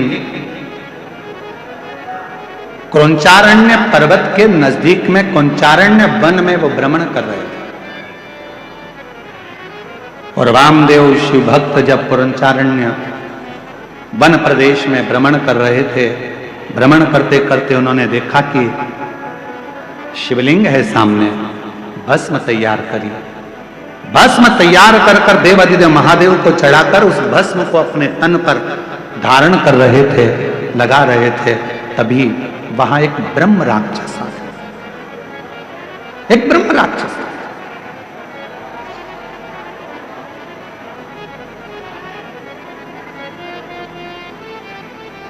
और एक ब्रह्म राक्षस उसी समय पर आया। और जैसे ही ब्रह्म राक्षस आया, उस राक्षस बहुत दिन का भूखा था, उसको कोई भोजन नहीं मिला। वामदेव को देखा तो बड़ा प्रसन्न हुआ कि आज बहुत दिन के बाद मुझे भोजन प्राप्त हुआ, आज बहुत दिनों के बाद मुझे भोजन मिला है, आज मैं इस भोजन को ग्रहण करूंगा, आज बहुत दिनों के बाद मुझे प्राप्त हुआ। और ब्रह्म राक्षस थोड़ी देर तक तो देखा, और देखने के बाद ब्रह्म राक्षस ने वामदेव को खाने के लिए उनके हाथ का स्पर्श कर लिया। स्पर्श करते से ही जो तन पर भस्म लगी थी, वो भस्म वामदेव शिव मुनि के शरीर की वो भस्म ब्रह्म राक्षस के हाथ का स्पर्श कर दिया। हाथ का स्पर्श। हमको कभी कभी लगता है कि क्यों इतना, किसी पुराण के कथा के पंडाल की मिट्टी को लोग लेकर नहीं जाते, पर शिव महापुराण के कथा के पंडाल की मिट्टी को भी लोग अपने शरीर पर धारण करते हैं। ये इस कथा से सीखने को मिलता है वामदेव जी की, कि भगवान शंकर के भजन का बल कितना बढ़ता है, कि शिव जी के शरीर पर लगी हुई भस्म राक्षस का भी कल्याण कर देती है, तो शिव पुराण की कथा की पंडाल कई जीवों का कल्याण कर जाती है, कई जीवों का।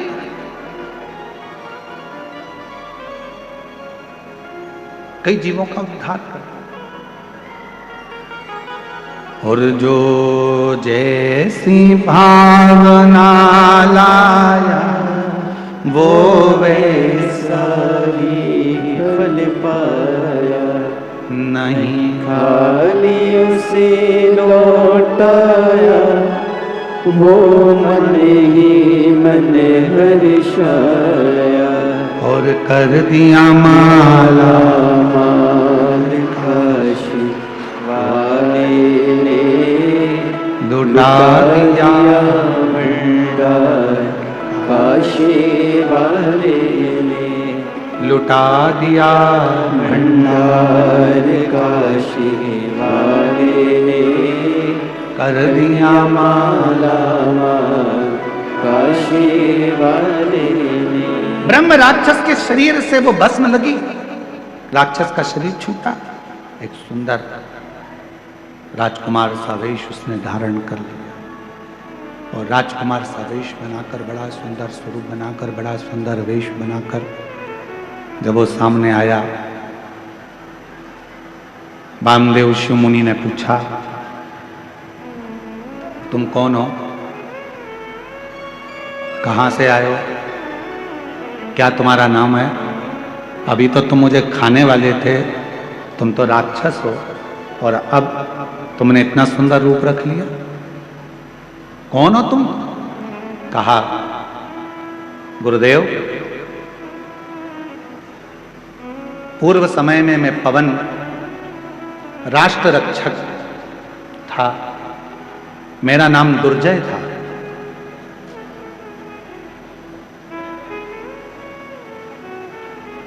रक्षा करना मेरा काम था, मेरा नाम दुर्जय था, मैं रक्षा करता था।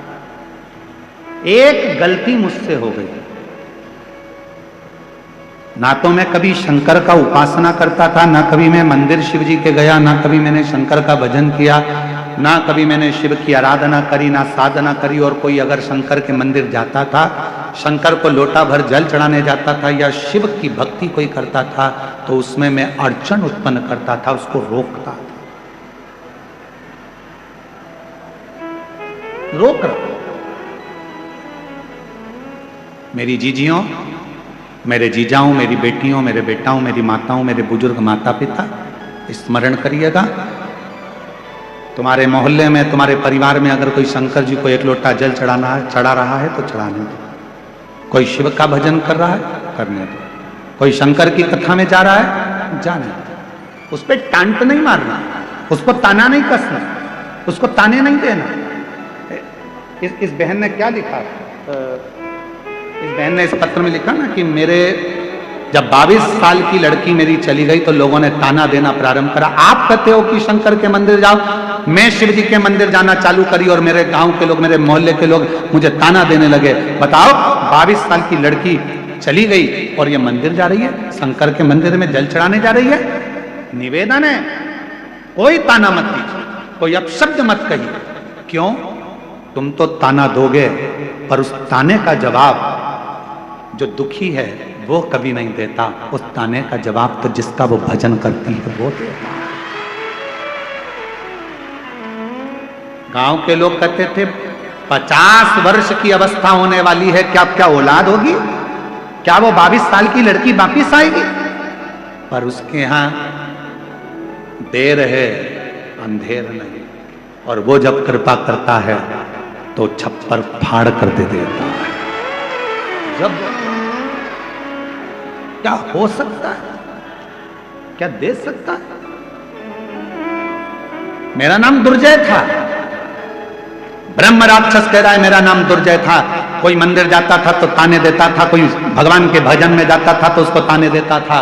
मंदिर जाने के लिए मैं उनको रोक लेता था, कह देता था क्या करोगे मंदिर जाकर, क्या रखा है शिव पुराण में, क्या करोगे शंकर की कथा सुनकर। ऐसे तो बहुत आते बहुत जाते, दिन रात मैं शंकर की निंदा, मंदिर की निंदा, शिव पुराण की निंदा, शंकर के भक्त की निंदा दिन भर करता था।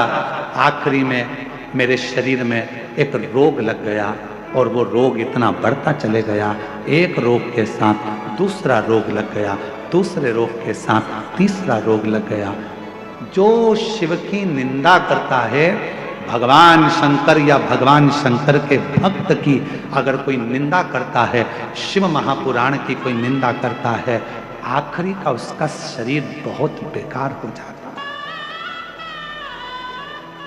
शरीर इतना बुरा हो जाता है कि घर के लोग भगवान से प्रार्थना करते हैं कि इसको उठा लो, भुगत रहा है, अब उठा लीजिए, अब मत रखो इसको संसार में। शिव निंदा, देव ऋषि नारद ने शंकर भगवान की निंदा करी, बंदर का मुख लगा। भगवान विष्णु ने शंकर जी की निंदा श्रवण करी, घोड़े का मुंह लगा, हयग्रीव अवतार हुआ। शिव की निंदा जो करता है आखिरी में उसको भोगना पड़ता ही है, भोगना ही पड़ता है। आप कथा में नहीं जा सकते, मत जाओ। और किसी को ये मत कहो कि शिव पुराण सुनकर क्या करोगे, क्यों इनके चक्कर में पड़े हो, क्यों क्या करना, शंकर जी की कथा से क्या मतलब है, काय को जा रहे हो, क्या मतलब है, क्या रखा है शिव पुराण में, क्यों शंकर जी के मंदिर में एक लोटा जल चढ़ाना। शिव की निंदा करने वाले की गति आखिरी में ऐसी हो जाती है, ये हम नहीं कर रहे, ये दुर्जय की कथा, वामदेव मुनि की कथा कर रही है। दुर्जय कह रहा है कि मैंने केवल एक काम करा, जो शिवालय जाता था उसको ताने देता था, जो कथा सुनता था उसको अपशब्द कहता था, लोगों को मंदिर देवालय शिवालय से दूर करता था, लोगों के हृदय में भगवान के प्रति बैर उत्पन्न करता था। मेरे शरीर में एक रोग हो गया, वो रोग ने मुझे घेर लिया, आखिरी में वो रोग बढ़ता चले गया और मेरे प्राण छूट गए, मर गए। सारे भोग भोगे मैंने, जितने नरक के सब भोगे मैंने, आखिरी में भी नरक कम पड़ गए मेरे भोग भुगताने में। तो मुझे राक्षस बनाकर जन्म दे दिया और राक्षस बनकर मैं फिरता रहा।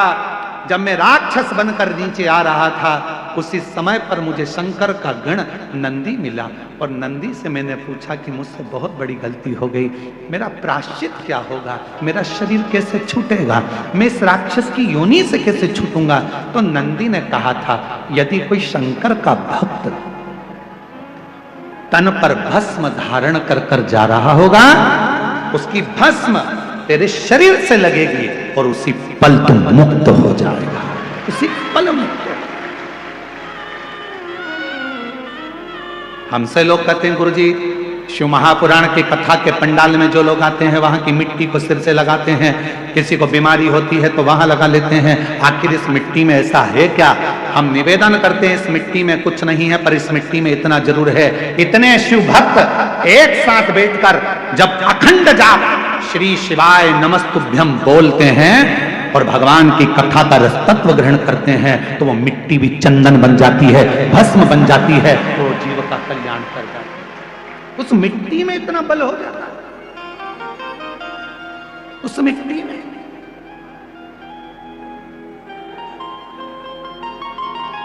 किसी के 10 साल बच्चे नहीं, किसी के 12 साल बच्चे नहीं, किसी के एक पत्र है,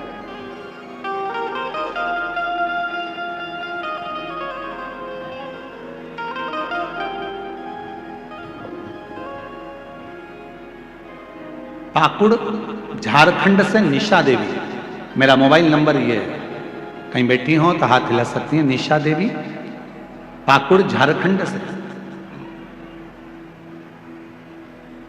14 फरवरी 2025 को मेरे पति को अचानक शाम में चक्कर आया, वह गिर गए, उनको हम हॉस्पिटल लेकर गए तो वहां डॉक्टर ने हमको धुलिया के रेफर कर दिया, आईसीयू में हम लोग उनको रखे। डॉक्टर ने पूरा शरीर पैरालिसिस मार गया, पूरे शरीर में लकवा था, बोल नहीं सकते, ब्रेन के अंदर ब्लड के थप्पे जम चुके थे, ना वो हिलते थे, ना डोलते थे, ना बोलते थे, पड़े रहते।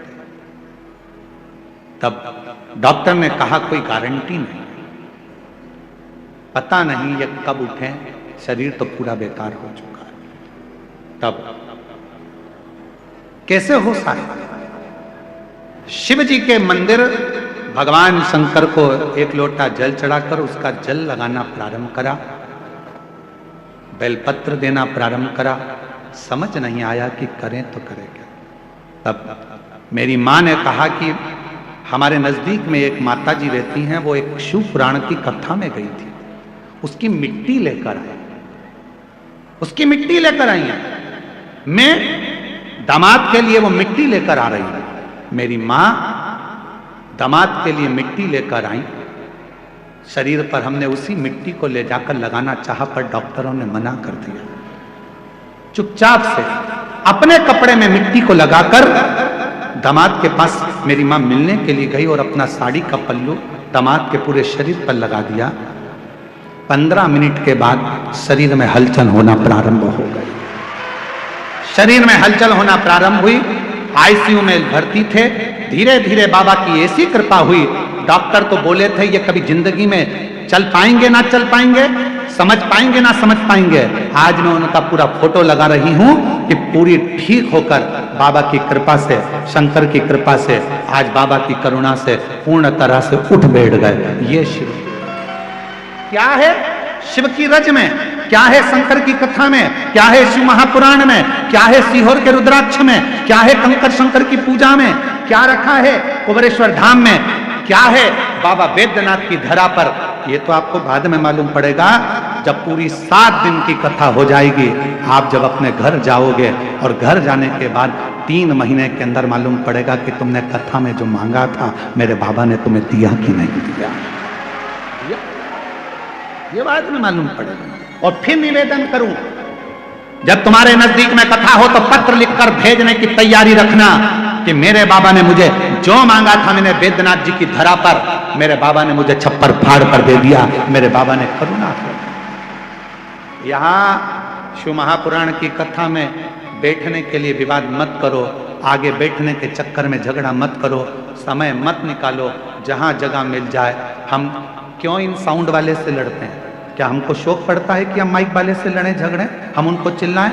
उसका केवल एक कारण होता है, हमको दिक्कत एक ही चीज की होती है कि आप इतनी दूर दूर से 500 600 किलोमीटर दूर से आते हो, धक्के खाकर आते हो, बड़ी मुश्किल से जगह मिलती है और आपको अगर सुनने को भी नहीं मिले तो हमारा भी दिल दुखता है, इसलिए हम इनको चिल्ला देते हैं।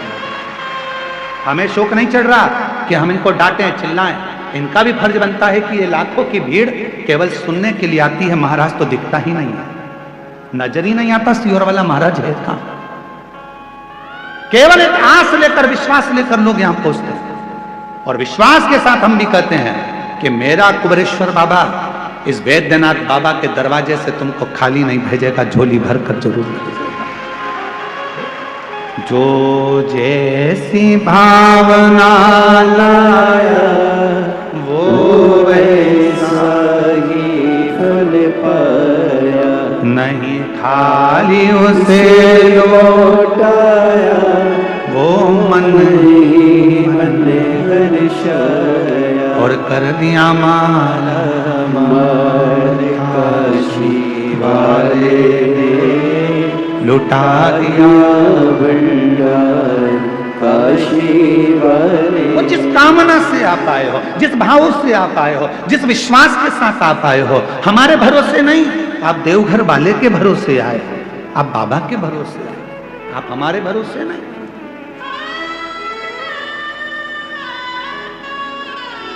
हमारी सामर्थ्यता नहीं कि हम आपको कुछ दे सकें, कुछ प्रदान कर सकें।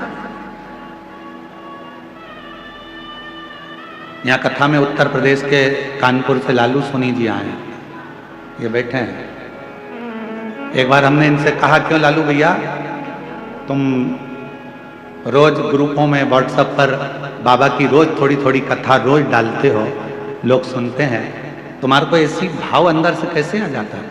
तो ये कानपुर वाले लालू सोनी जी कहते हैं, गुरुदेव हमको रात में शिव जी खुद ऐसी प्रेरणा दे देते हैं कि सवेरे बाबा की ये कथा डालना है और लोग सुनेंगे, जीवन में उतारेंगे और अपने आप उसका फल प्राप्त होगा। हम धन्यवाद देते हैं। शिव प्रेरणा खुद देते हैं, शंकर खुद प्रेरणा देंगे, आपको क्या करना है।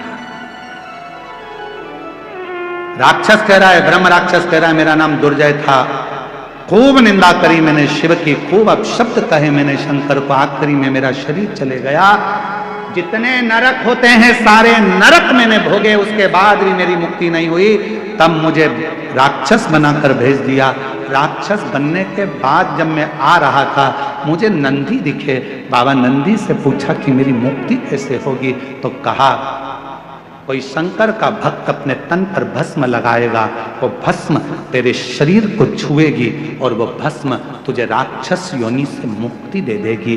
बस हे वामदेव जी, आपके शरीर की भस्म मुझे छू गई और छूते से ही आज मेरी मुक्ति हो गई। रज छूते से, छूकर क्या मिलता है? शिव उपासना कर रही है, भगवान शंकर का चरित्र कर रहा है। इसीलिए शिव तत्व कहता है भोजन भजन व्यापार और मिलन, चार चीजें आप भी बोलिएगा साथ में, भोजन भजन व्यापार और मिलन। ये चार हमेशा प्रसन्नता में करना चाहिए, चेहरे पर स्माइल होना चाहिए।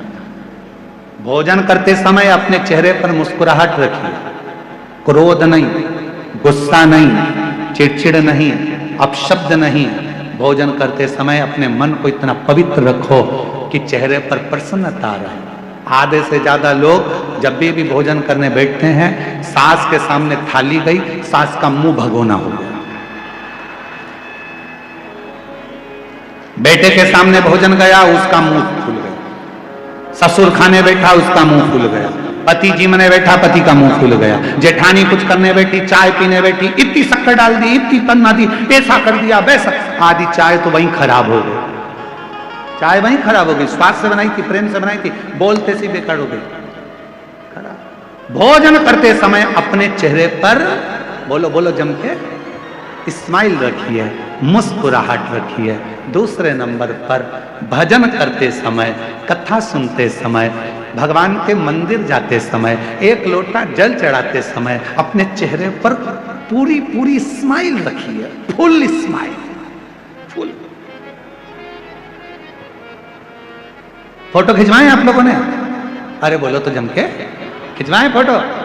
फोटो वाले के दुकान पर कितने भी तैयार होकर चले जाओ, फोटो वाले की दुकान पर कितना भी मेकअप कर कर चले जाओ, आखिरी में फोटो वाला जब फोटो खींचने खड़ा होता है, कैमरा लेता है, बटन दबाता है, बटन दबाते समय आपसे एक बात कहता है, जब आप सिर पे पल्लू डालकर बैठ जाती हो तब फोटो वाला बोलता है, मां स्माइल प्लीज। बोलो बोलता है कि नहीं बोलता?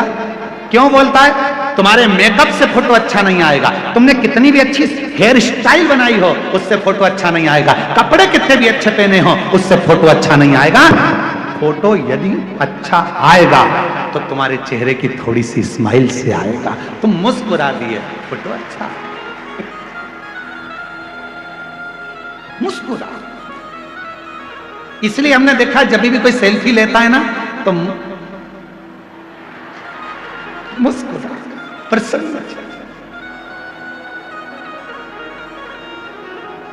एक बार कानपुर में कथा करने गए थे तो वहां एक बूढ़ी माता जी डंडा टेक कर, उनका फोटो वीडियो भी बहुत चला है, और अगर नहीं भी चला होगा तो हम आपको कभी भेज देंगे वो बूढ़ी माता जी का। वो बहुत बूढ़ी सी, सफेद बाल, हाथ में डंडा और कांपता हुआ शरीर, और वो हमारा हाथ पकड़कर बोली, एक सेल्फी लेना है वो वीडियो तुम्हारे पास में, आज ग्रुप में डाल रही है सबके।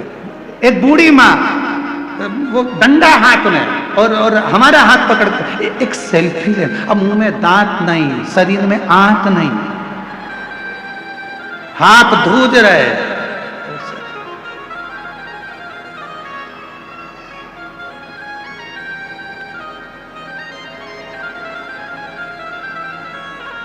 सेल्फी लेते समय स्माइल। तो शिव कथा कर रही है, भोजन करते समय प्रसन्न दिखो, भजन करते समय कथा में जितनी देर बैठो उतनी देर ऐसे मत बैठना किसी ने मार ठोक के बिठा दिया हो। कथा में बैठना तो बड़ी प्रसन्नता में बैठना। मेरे बाप के घर आई हूँ, अपने पापा से कहने के लिए आई हूँ, मैं अपने बाबुल से बात करने आई हूँ, बाबा से बोलूंगी, भोला सब दुख काटो ओ भोला सब दुख काटो मारा। शिव शंकर जपू तेरी माला, भोले बाबा जपू तेरी माला, ओ भोला सब दुख काटो मारा। अपने पिता से कहने के लिए आए, बाबुल से कहने। तो शास्त्र कह रहा है भोजन करते समय चेहरे पर प्रसन्नता रखो, भजन करते समय चेहरे पर प्रसन्नता रखो, और तीसरे नंबर पर है ऑफिस में, व्यापार करते समय, नौकरी करते समय, दुकान चलाते समय, व्यापार करते समय अपने चेहरे पर प्रसन्नता। कई लोग दुकान पर ग्राहकों को निभाते निभाते चिड़चिड़े हो जाते, चिड़चिड़। प्रसन्नता ऑफिस में काम करते समय चेहरे पर प्रसन्नता। और चौथे नंबर पर है मिलन, भोजन, भजन, व्यापार और मिलन। मिलन मतलब किसी से भी मिलो, आप यहां पर भी किसी से मिलो, आप कहीं पर भी जाओ, कोई से भी मिल रहे हो, उस समय पर तुम कुछ मत दे सको। कोई गुलदस्ता नहीं है, कोई माला नहीं है, कोई फूल नहीं है, मिठाई का डब्बा नहीं है, देने के लिए फल की टोकनी नहीं है, तो निवेदन है अपने चेहरे की प्रसन्नता दे दीजिए, उसको स्माइल दे दीजिए, वो भी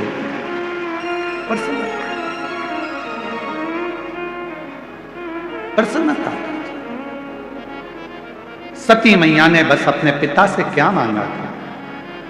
माता सती अपने पिता से कुछ नहीं मांगी थी, केवल इतना ही मांगा था कि मेरे पति का सम्मान करो, मेरे पति का आदर करो। माता सती ने केवल इतना ही, और कुछ भी नहीं।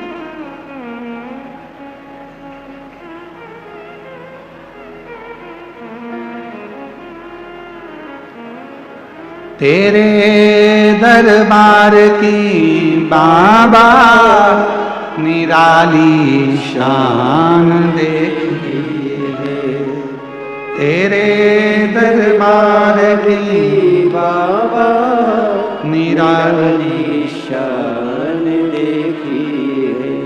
तुझे देते नहीं देखा पर झोली भरी देखी है।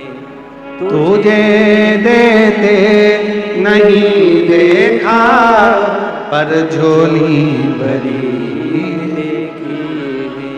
मुख दुनिया मोड़ेगी बाबा तू खेड़ा मोड़े। मुख दुनिया मोड़ेगी बाबा तू खेड़ा मोड़े। मेरी लगी परी दीनों बाबा तू मेरा। उससे प्रेम स्नेह याद रखना। कपड़े में कपास होता है, वृक्ष में बीज होता है और शिव महापुराण की कथा में स्वयं शिव होता है। कपड़े में कपास होता है, वृक्ष में बीज होता है और शिव महापुराण की कथा में स्वयं शिव होता है। शंकर को पाने का केंद्र बिंदु है ये शिव महापुराण की कथा। सती ने कहा, मेरे बाबुल मुझे कुछ नहीं चाहिए, मेरे पिता अगर देना चाहते हो तो मेरे पति को सम्मान दीजिए, आदर दीजिए, सत्कार दीजिए, उनको स्थान दीजिए, पर आप वो भी नहीं दे पाए। आखिरी में माता सती अपने प्राणों को त्याग दी। क्या तन पर भगवान शंकर ने अपने कंधे पर माता सती के शव को रख लिया। कंधे वीरभद्र को तन करा, दक्ष प्रजापति का सिर कटा, अग्नि में गिरा, बकरे का मुख बन गया। बकरे कंधे पर शीश, कंधे पर शरीर, और कंधे पर जब शरीर है, कंधे पर जब शरीर धारण कर रखा था, कंधे पर जब शरीर था, दुनिया के लोगों को लगा कि भगवान नारायण ने अपने सुदर्शन चक्र से माता सती के टुकड़े कर दिए। भगवान नारायण माता सती के टुकड़े नहीं कर पाते क्योंकि सती के टुकड़े करना बहुत कठिन था। वो सुदर्शन चक्र भगवान नारायण का नहीं था। जब 108 कमल के पुष्प भगवान नारायण श्रावण के महीने में भगवान शिव को दे रहे थे, एक कमल का पुष्प कम पड़ गया था, तब भगवान विष्णु ने अपना नेत्र निकालकर शिव जी को दे दिया था। शंकर जी के 3 नेत्र हो गए थे और भगवान शंकर ने अपना सुदर्शन चक्र भगवान विष्णु को दे दिया था। तो वो सुदर्शन चक्र भगवान विष्णु का नहीं था, शिव के चक्र से, शंकर भगवान के सुदर्शन चक्र से माता सती के टुकड़े हुए। भगवान नारायण के चक्र से बहुत मुश्किल था टुकड़े होना, शरीर के टुकड़े। जगत कल्याण के लिए वो टुकड़े करे गए कि ये माता सती के शरीर के टुकड़े जब भूमि पर गिरेंगे, ये रज भूमि पर जब गिरेगी, माता का जब शरीर का जो भस्म भूमि पर गिरेगी, संपूर्ण जगत का उद्धार होगा। लोग जब ये शक्तिपीठ पर जाएंगे, शक्तिपीठ की भूमि पर जाएंगे, उस भूमि पर चरण रखेंगे, इनका कल्याण हो जाएगा। माता सती के तन की भस्म इनके शरीर पर लगेगी, इनका उद्धार हो जाएगा। और आप और हम तो कितने किस्मत वाले हैं कि उस भूमि पर कथा सुन रहे हैं जिस भूमि पर स्वयं शक्ति भी है और स्वयं शिव भी है। उस भूमि पर कथा श्रवण, ये प्रभु की कृपा से प्राप्त होता है, ये भगवान की करुणा से प्राप्त होता है। ये शिव की कृपा के बिना मिल नहीं सकता। हमारे एक सूरत के श्री आशुतोष मिश्रा जी हैं और एक लालजी भाई सेंगर जी हैं और चतु भाई पाटिल जी हैं। ये जब एक बार कथा लेने के लिए सीहोर आए सूरत से, तो ये कथा लेने के लिए जब सीहोर आए तो हमने इनसे पूछा कि कथा क्यों ले। मिश्रा जी बहुत बहुत साधुवाद है। तो इनसे हमने पूछा कि कथा क्यों लेना है, तो कहा गुरु जी बस बाबा की कृपा है और कथा स्वयं देवादिदेव महादेव ने ऐसी प्रेरणा दी है अंदर से कि मन के अंदर ऐसा भाव आया है कि बाबा इस कथा को करवाए और बाबा ही इस कथा को सुने। और गुजरात सूरत की बरडोली में ये कथा हो और बाबा इसको धारण करें। आज मैं इस व्यासपीठ से आशुतोष मिश्रा जी को, लालजी भाई सिंगर जी को, चतु भाई पाटिल जी को बहुत बहुत साधुवाद देता हूँ, जिनके यहाँ 4 जनवरी से 10 जनवरी 2026 में शिव महापुराण की कथा नए वर्ष के अंतर्गत होने जा रही है, सूरत अंतर्गत। मैं उनको साधुवाद देता हूँ उसके लिए बहुत, आपको बहुत बहुत साधुवाद। ये शिव की उदारता, ये शंकर की उदारता। महाराज शिव की उदारता के बिना कुछ संभव नहीं है। सती मैया के शरीर के टुकड़े हो गए। जो माता सती जलकर भस्म हुई थी वो हिमालय राज के घर में पार्वती जी के नाम से विख्यात हो गई और माता पार्वती जी का हिमालय राज के घर में जन्म हुआ। शिव को पति मानकर पूजन आराधना करना, साधना करना, सती माता का वो स्वरूप, माता पार्वती जी का एक आनंदमय भाव और माँ जगत जननी पार्वती जी का शुभ मंगल विवाह भगवान देवादिदेव महादेव के साथ हो रहा है। एक बार जोरदार ताली बजाएं शिव और पार्वती जी के लिए। भगवान शंकर पार्वती जी पधार रहे हैं, जोरदार ताली बजाकर स्वागत करिएगा शंकर पार्वती जी। पार्वती मैया शिव जी के गले में सुंदर जयमाला पिना रही हैं, जोरदार ताली बजाकर स्वागत करिए माँ पार्वती जी का। शंकर भगवान माँ जगत जननी पार्वती जी के गले में जयमाला पिना रहे हैं, जोरदार ताली बजाइए।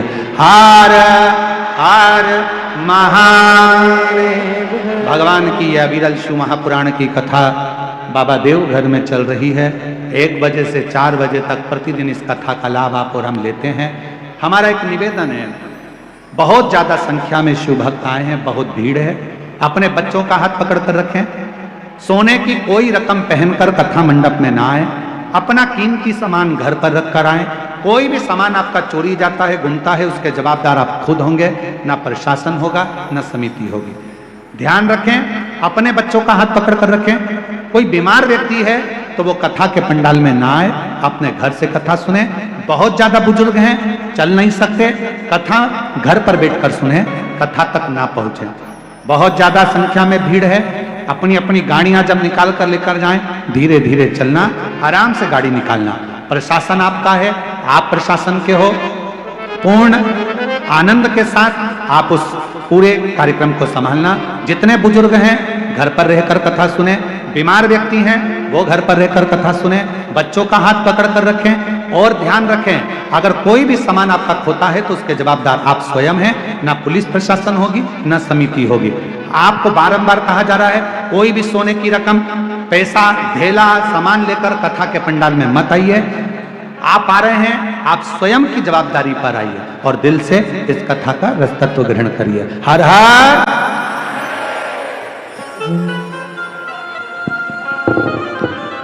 जय जय श्री राधे। सुंदर आरती का समय भी हो चुका है, का आनंद हम सभी मिलकर लेंगे। जय जय श्री राधे। हर हर महादेव। श्री शिवाय नमस्तुते।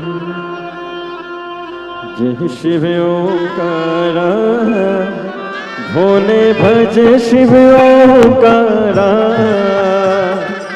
ब्रह्मा विष्णु सदा शिव, भोले भोलेनाथ महाशिव। हरे रागे दारा, ओम हरे हरे हरे महादेव। कानन चतुरानन, पंचानन राजे, भोले पंचानन राजे। हर्षासन गरुड़ासन, हर्षासन गरुड़ासन। वृषवाहन साजे, ओम हरे हरे हरे महादेव। 2 भुज 4 चतुर भुज, 10 मुनि अति सोहे। भोले 10 मुनि अति सोहे। 3 रूप निरखता, भोले जी का रूप निरखता। त्रिभुवन जन मोहे, ओम हरे हरे हरे महादेव। अक्षमाला वनमाला, मुंडे माला दारे बोले मुंडे माला दारे त्रिपुरारी के सारे त्रिपुरारी के